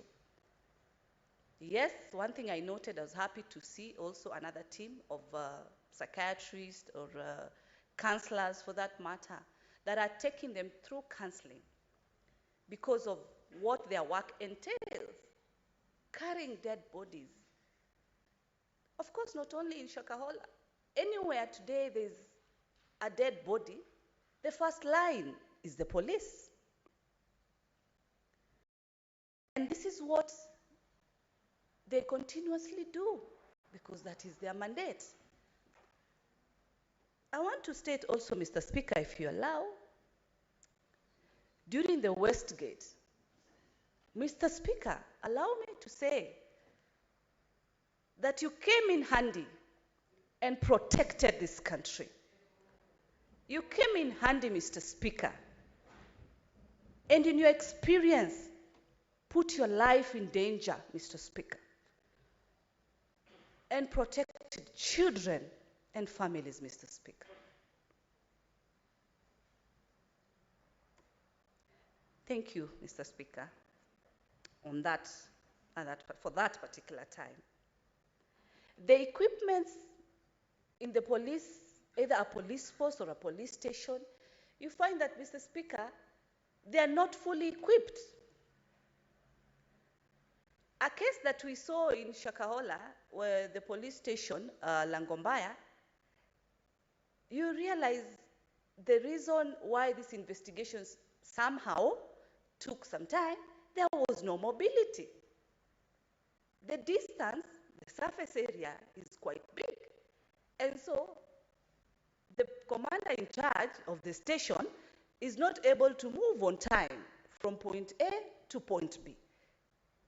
So as the Ministry of Interior continues gazetting these stations, they should also ensure maximum equipment to these police stations. In the previous police station that I participated in bringing it up, yes, we had to do CSR to ensure that they have the basics, the seats, the chairs, you know. But it is the high time that is their office. How then do you go to the Ministry of Interior and find the PSS, the CS, they have the biggest, beautiful desk to operate? What about your juniors down on the ground? How, as a manager, do you become too comfortable and your people, your subordinate, are not? Then how do you expect them to deliver in their mandate?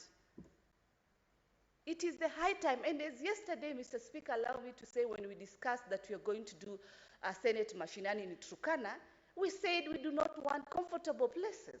We want to go down there and have a feel of our nation. It is the high time that even the senior bosses up there need to have a total feel of what is on the ground. And Senator Hamida, I want you to urge, as we planned the Langata prison and visited, then plan. Let us Senate visit those stations. Let the government tell us then why is that conditions in that state, that is the minister, so that we can be able to improve and improve in a long-term manner. This issue, these formulas of doing things short-term is not my way of doing things.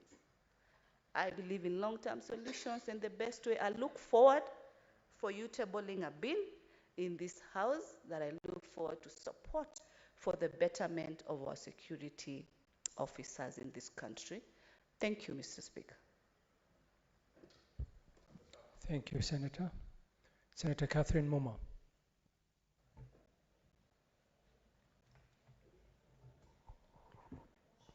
Thank you, Mr. Speaker, for granting me this opportunity to contribute to Senator Hamida's motion on the need to pay attention and do something about the mental health of police officers in Kenya. Mr. Speaker, allow me to begin by saying there is a need for Kenya and for the state, in the first instance, to take the matter of mental health in this country more seriously than it does. Mr. Speaker, we have very few facilities. In fact, possibly only one facility in this country that deals with mental health. And yet mental health is a serious issue, not just among the policemen, but an emerging serious issue among young people. Mr. Speaker, death by suicide is rising seriously among our youth. It is rising seriously among children, but we do not have programs that can actually provide mental health in this country. Mr. Speaker, mental health has been a stigmatized program globally, but in the recent years, most countries are taking on mental health as a serious issue, and the issue is becoming destigmatized, and more countries are investing more money in mental health. We in Kenya need to invest in mental health as a beginning point, not just for the policemen, but as a national program that is of importance to this country. Mr. Speaker, how will we do this? We will only be able to deliver on mental health if we invest in the necessary professions to enable us to carry out or to take care of those who have mental health concerns.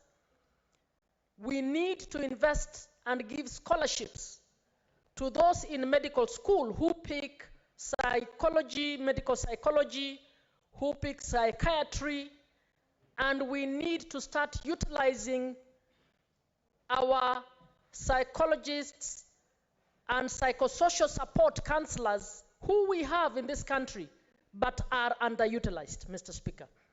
I think the only department that I know of that has absorbed very few of these may be the children's department, and we have a drop within our hospitals.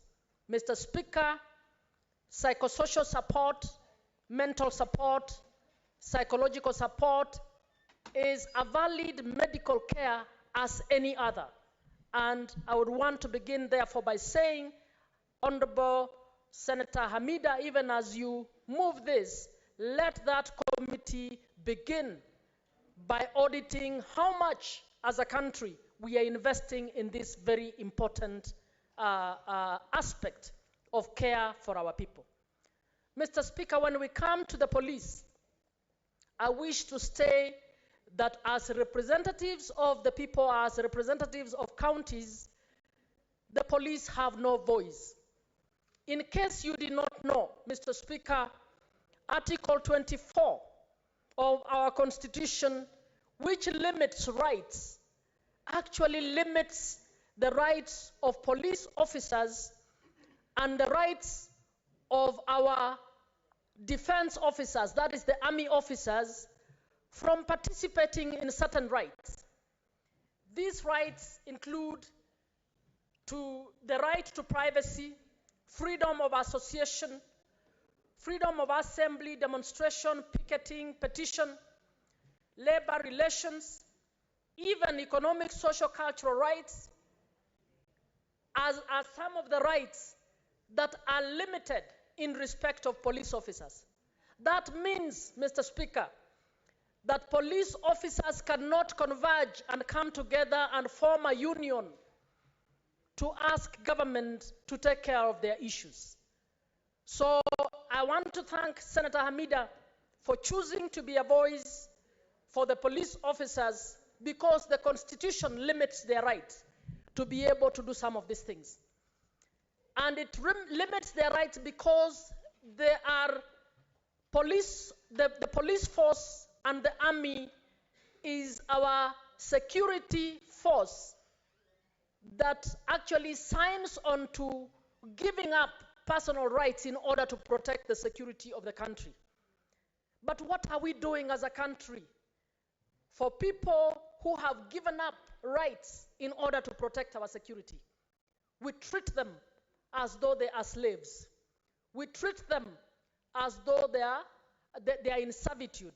Mr. Speaker, they are the least paid. They live in iron sheet houses, many of them. Mr. Speaker, we have stigmatized that profession so that even a child of a policeman does not want to tell people they are a child of a policeman, because they know the society has stigmatized that profession.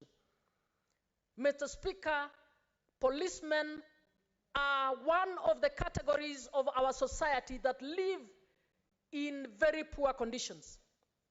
It is no wonder that there is a rampant bribery, and it is petty bribery, because what some of those police officers get is basically money to get their food. It's only a few of them who are engaged in grand corruption.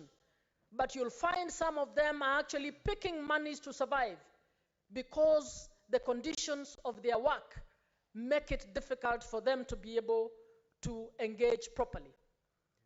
Mr. Speaker, policemen are human beings. Policemen and women are human beings. They have feelings and senses like any one of us, Mr. Speaker. But they are the ones, whereas they are the ones we send to the most glory scenes to actually go there and do their work.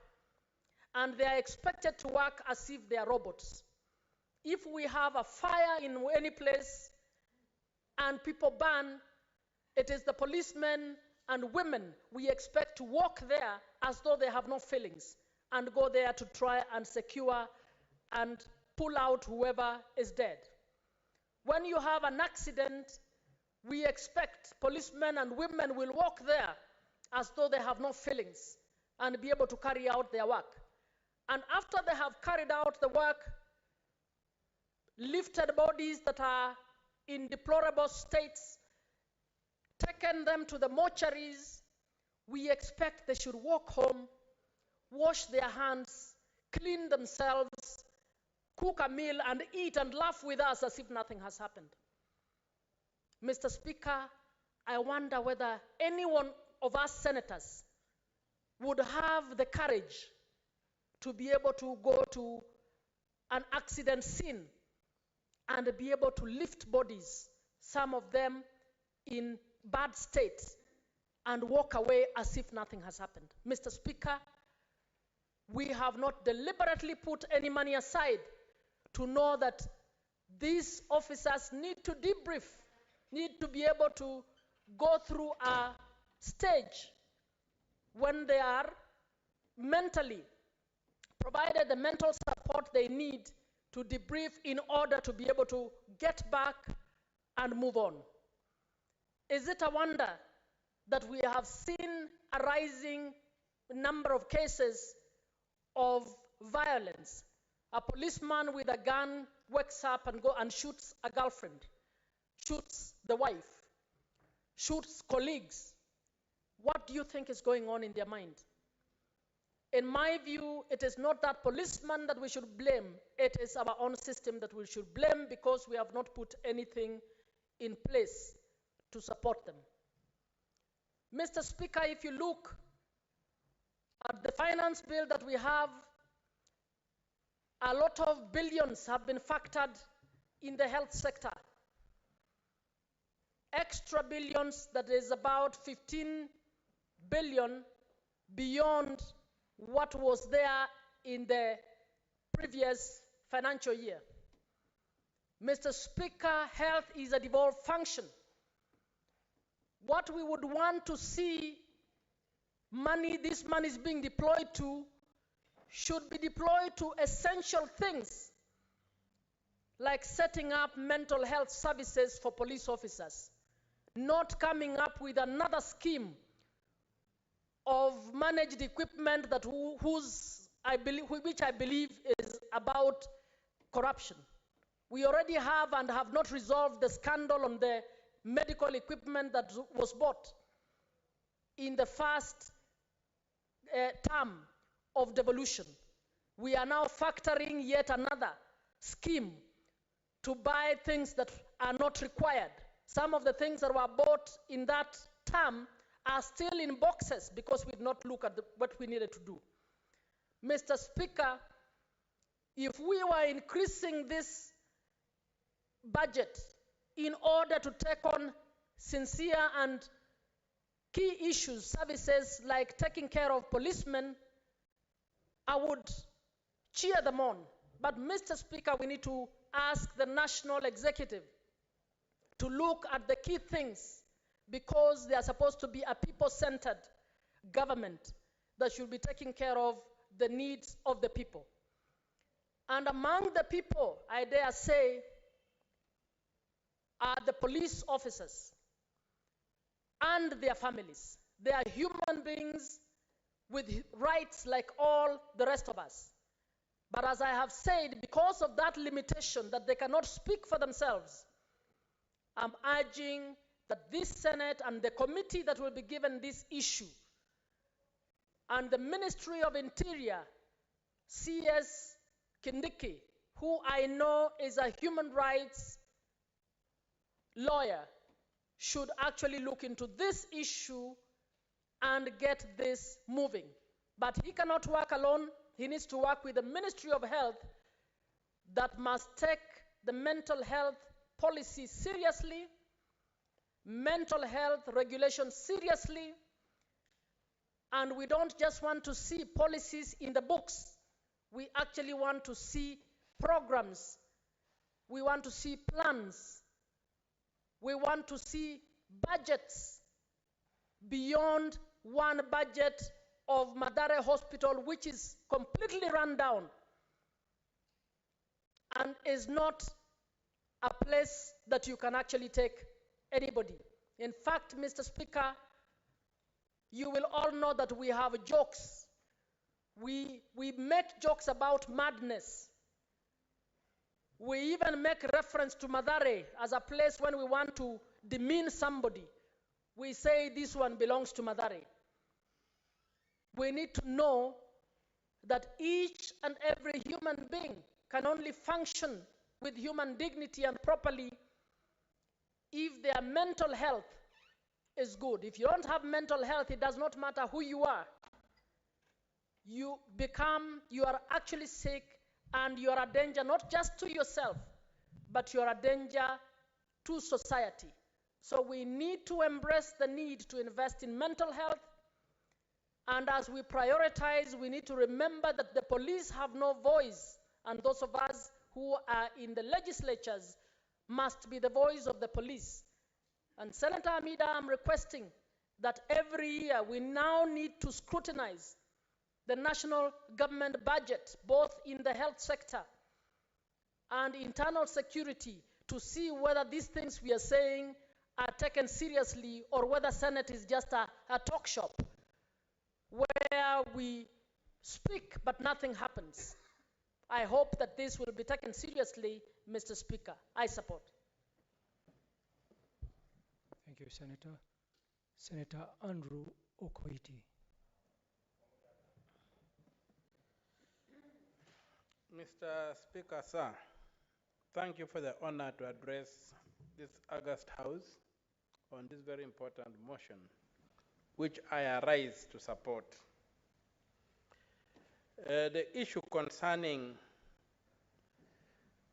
the welfare of our security forces, and I'm using the word deliberately, and not using the word police, it's the security forces as a whole who are totally neglected in this country. Yet, they are the symbol of the state. Mr. Speaker, sir, above you is the coat of arms. It's not placed on your body. If you go to our courtrooms, the coat of arms is not placed on the body of a judge. It is placed above the judge. If you go to State House, the coat of arms is not placed on the body of the president. It's placed above the president. For none of them qualify to wear the coat of arms.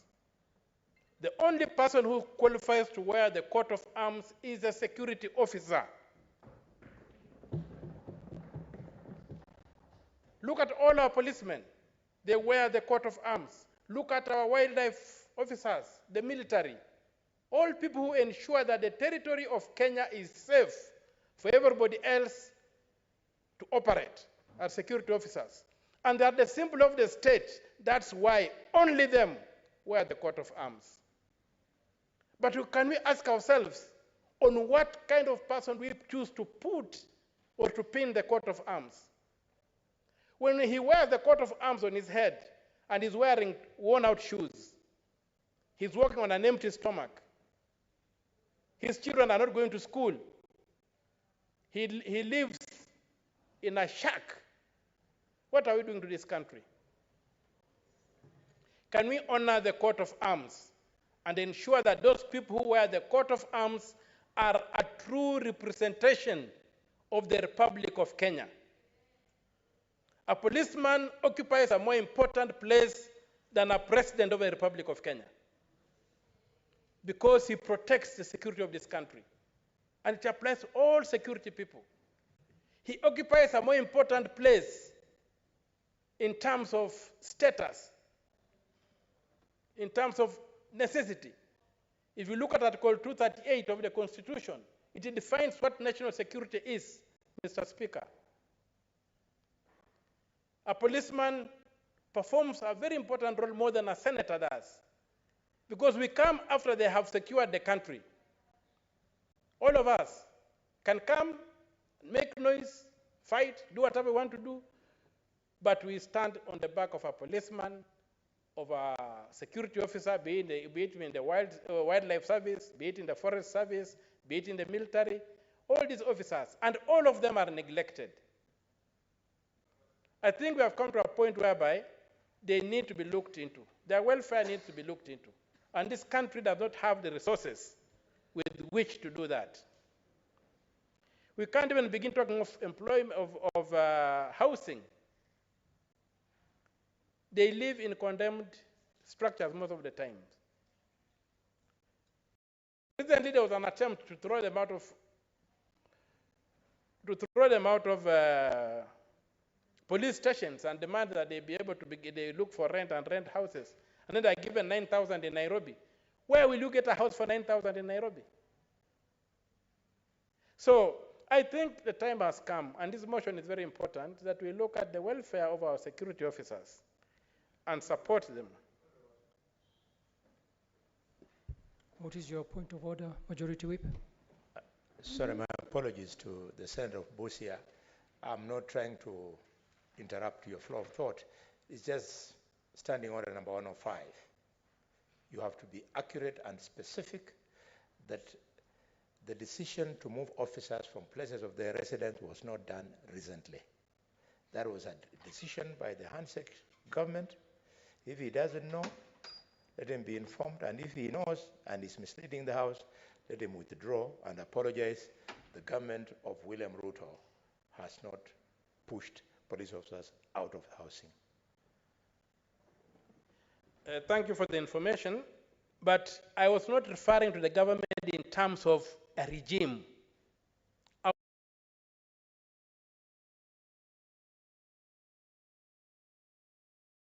I'm not referring to any regime.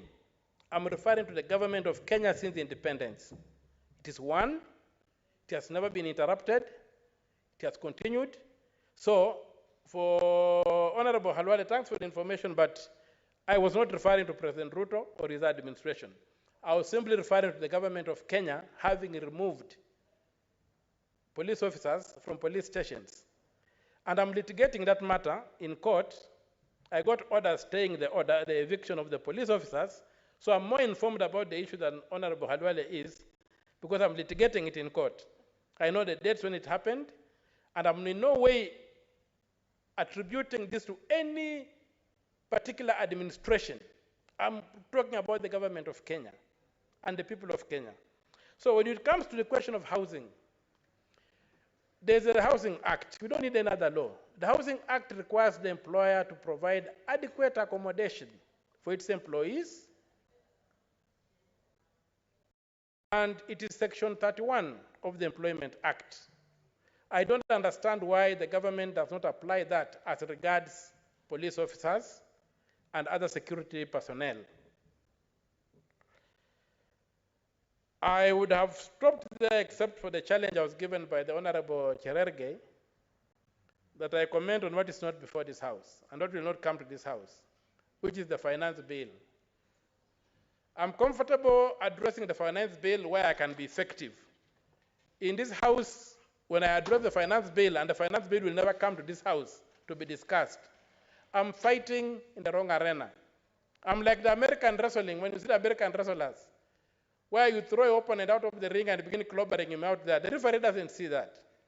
So commenting about the finance bill here is like a American wrestler wrestling outside the ring.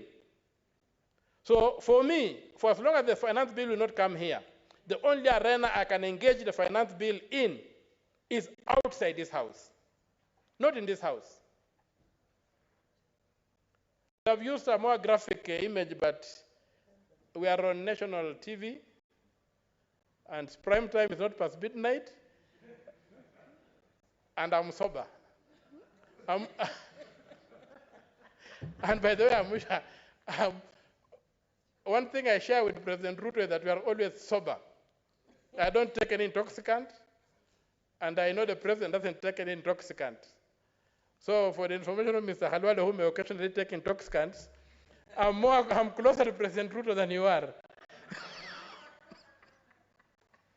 So I will not comment on the finance bill. So I will not comment I will not take up the invitation to fight that Honorable Cherergei made. But for the avoidance of doubt, I'm heading to court, which is an arena outside this House. If the bill was coming to this House, I would have waited to comment on the bill and to try and fight it in this House. But because it is not coming to this House, it will only be in the National Assembly. And by that, I'm even in court trying to fight that it should come to this House. But that's another story. But because it is not coming to this House as matters stand, I'm going to engage with the bill in court and watch this space. Have your Jamhuri, After Jamhuri, it's a new ball game. We'll be engaging frontally with that bill on the issues that that threaten to disindustrialize, to destroy the industrial base of this country, and return us to the caves, the way the war on Iraq has returned Iraq to the caves. This is a war on the Republic of Kenya. It's a fight for the soul of this country, and we are not going to shy from it. We don't have another country, we only have this country. And so those who are inviting me for a fight, let us meet outside this house, where you enjoy no privileges. And it will be a bare-knuckled fight. There will be no kid gloves. It will be bare knuckles. And I don't blink. Thank you, Mr. Speaker, sir.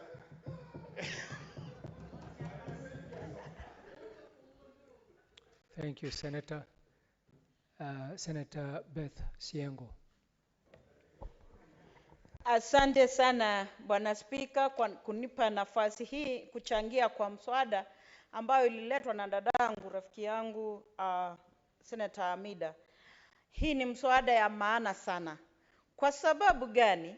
Jambo la kwanza, tulipokula Biblia pale kama viongozi katika nchi hii, kila mmoja wetu alipata haki ya kulindwa.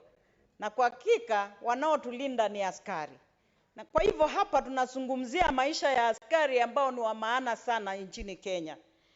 Ningesema kwamba afya ya kiakili ya askari imechangiwa sana na country ya kazi wanaofanya. Ile kazi wanaofanya iko na matatizo chungu nzima.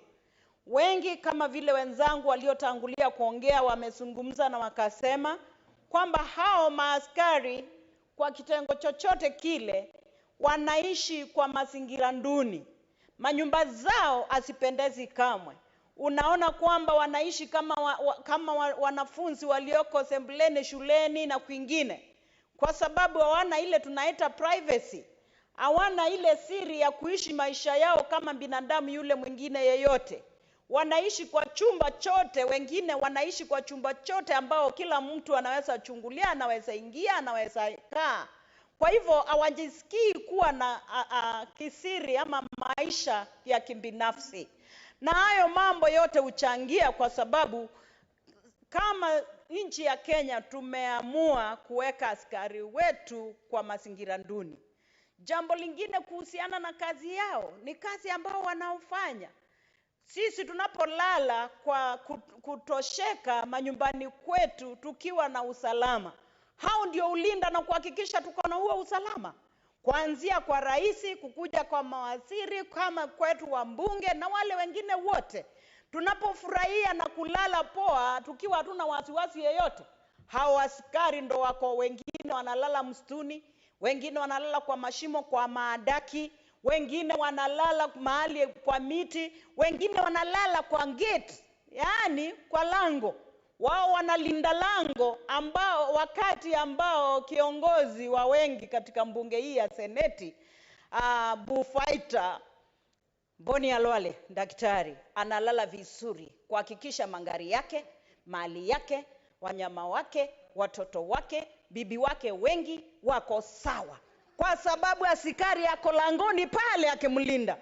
Kwa hivyo ni kwa nini tusishughulikie masilahi ya askari wetu Kenya? Jambo lingine Bwana Spika, nashukuru kwa sababu hii nafasi imenipa na fursa ya kuzungumzia jambo hili ambao ni muhimu sana. Mshahara. Askari anapata mshahara ya 15,000. Akichukua kama ni mkopo anakatwa yote. Mwisho wa mwezi anapokea kama shilingi 1,500, na akona watoto shuleni, akona majukumu ya mboma, akona bibi ya kupeleka salon, akona watoto wa kupeleka shule, anahitaji kula bacon kama mimi. Sasa tunatarajiaje aishi maisha mzuri ya kufurahia akiwa amewekwa kwa mazingira ya aina hii? Kwa sababu tumeamua tusiwalipe vizuri. Kwa nini serikali ya Kenya na sisi wa Kenya tusiamue kama kuna wale wanastahili kupata mshahara kubwa ikuwe ni askari wetu nchini Kenya? Jambo lingine Bwana Spika, ningezungumzia hata sisi wananchi tunachangia askari kuwa wako na matatizo ya kiakili. Kwa nini? Utapata nafasi nyingine hatuwakumbali, ni kama wao si wananchi. Tukiwaona tunaona kama ni maadui. Hawajisikii kuwa kwamba wao ni sehemu yetu wa Kenya. Wanakaa kama wakumbaliki kwa jamii. Kwa hivyo ukiona askari unakata kona. Mara nyingi nikitembea barabarani naona hata kama ni watu wanauza vitu zao, wale hustlers kabisa wako chini pale, wakisikia tu harufu ama kunongonezewa huyo ni askari, anakata kona na kukimbia mbio kama ameona mnyama. Kwa nini?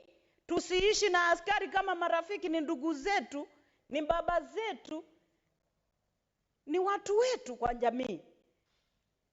Ingewezekanaje tuweke kama ile mazoea ya kuishi na askari kama binadamu wenzetu, wakumbalike, tuwe marafiki na wao, tuwe karibu na wao bila kuwalaumu kwa jambo lolote. Ukiona askari unasikia anachukua hongo. Ukiona askari unaona kama atashika ama atakamata mtu. Ukiona askari unaona kama ni adui.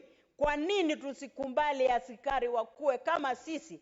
Vile sisi wanasiasa kila mtu anataka kutangamana nasi, kutukaribia, kutuomba hii na ile. Basi askari angesikia kwamba hata yeye amekumbalika kwa jamii, basi hata yeye angekuwa na tatizo la kiakili. Lakini matatizo ya kiakili inachangiwa na mambo kuona kama hatukumbaliwi, sisi ni kama si binadamu. Kwani hii kazi tulichagua? Kwani si nzuri ama hitajiki nchini Kenya? Kwa hivyo Bwana Spika, ningeomba waziri wa mambo ya usalama wa ndani na wote wanaohusika waangalie maslahi ya askari nchini Kenya. Na kwa hakika kama vile dada yetu amependekeza kwa mswada huu, hakika ingewezekana hata kama ni hospitali injengwe ambayo mahali yeyote akionekana kuna tatizo akimbizwe na ahudumiwe vilivyo, kuliko kuachiliwa na kuanza kuchekelewa na kuanza kulaumiwa na kuonekana kama afai na kama ni makosa yake kuwa vile alivyo. Ningesema Bwana Spika kwamba tunajua kwamba askari polisi pia wako na cheo na wengine wanafanya kazi kwa changamoto mingi sana. Wale askari wa kitengo ama wa kiwango cha chini huwa wanakanyangiwa hapo chini. Wengine wamefanya kazi miaka nenda miaka rudi, hawapandishwi cheo kwa sababu kama wajui ni nani kwa nani aliye wapi ama who is who, basi hao wataendelea kupitwa hapo, wapandishwi cheo na hakuna mtu anatambua kazi wanaofanya.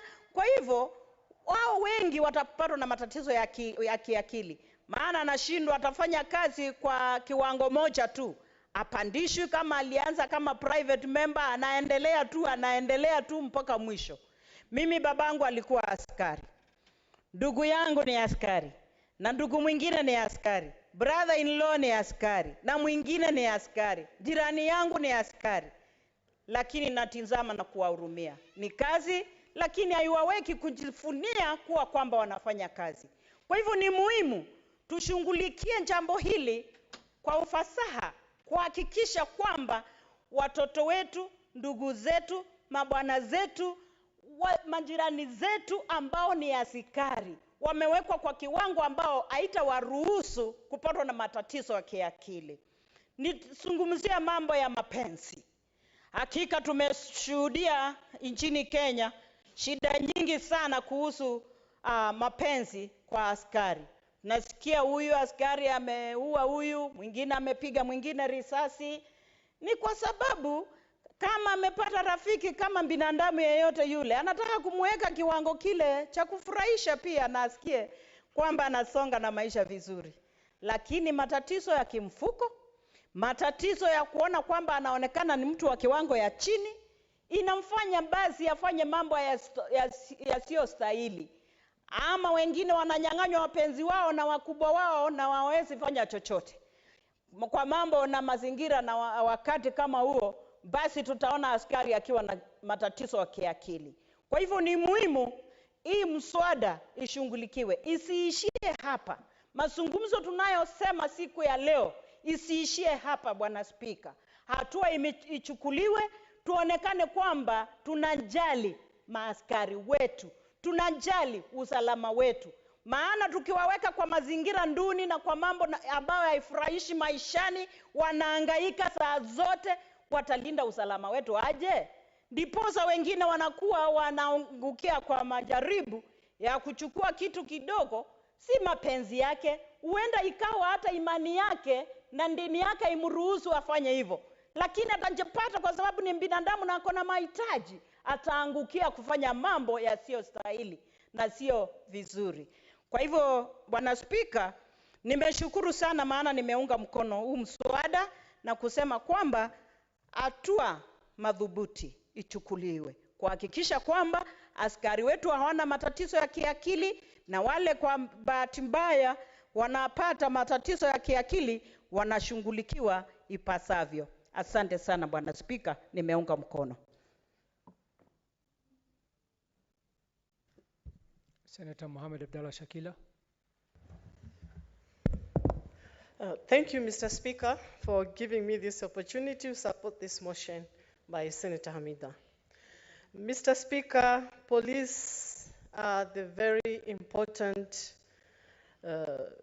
beings in this country, and they are supposed to serve under good shape. It is very dangerous for a police to serve under the wrong state of mind. And this is something very serious. If we have 12 to 13% of our policemen who are mentally affected, then we are actually playing on the dangerous zones. Mr. Speaker, I want to start with the training barracks of the police. The police barracks and the environment, it needs to be improved so that they are trained under the good relation whereby when they get out of those trainings, they have been trained to perform their duty in a good manner so that they create a good relation and attitude between them and the citizens. But I think you realize these people, when they get out of their training zones, they come out as bulldogs. They are so charged such that when they get you with something slight problem, they will pass with you. I think this attitude goes with their training. What they need, their training should be changed so that they are given an environment whereby it's a friendly environment. They are trained to be friendly to the citizens and be accepted, not to be isolated. Because, Mr. Speaker, when we went to Shakahola, we were told that people who are being rescued, when they see police, they would run in the bush. Their mentally is that this police has come to arrest me. They do not feel that the police are here to rescue me. They feel they are there to arrest them. So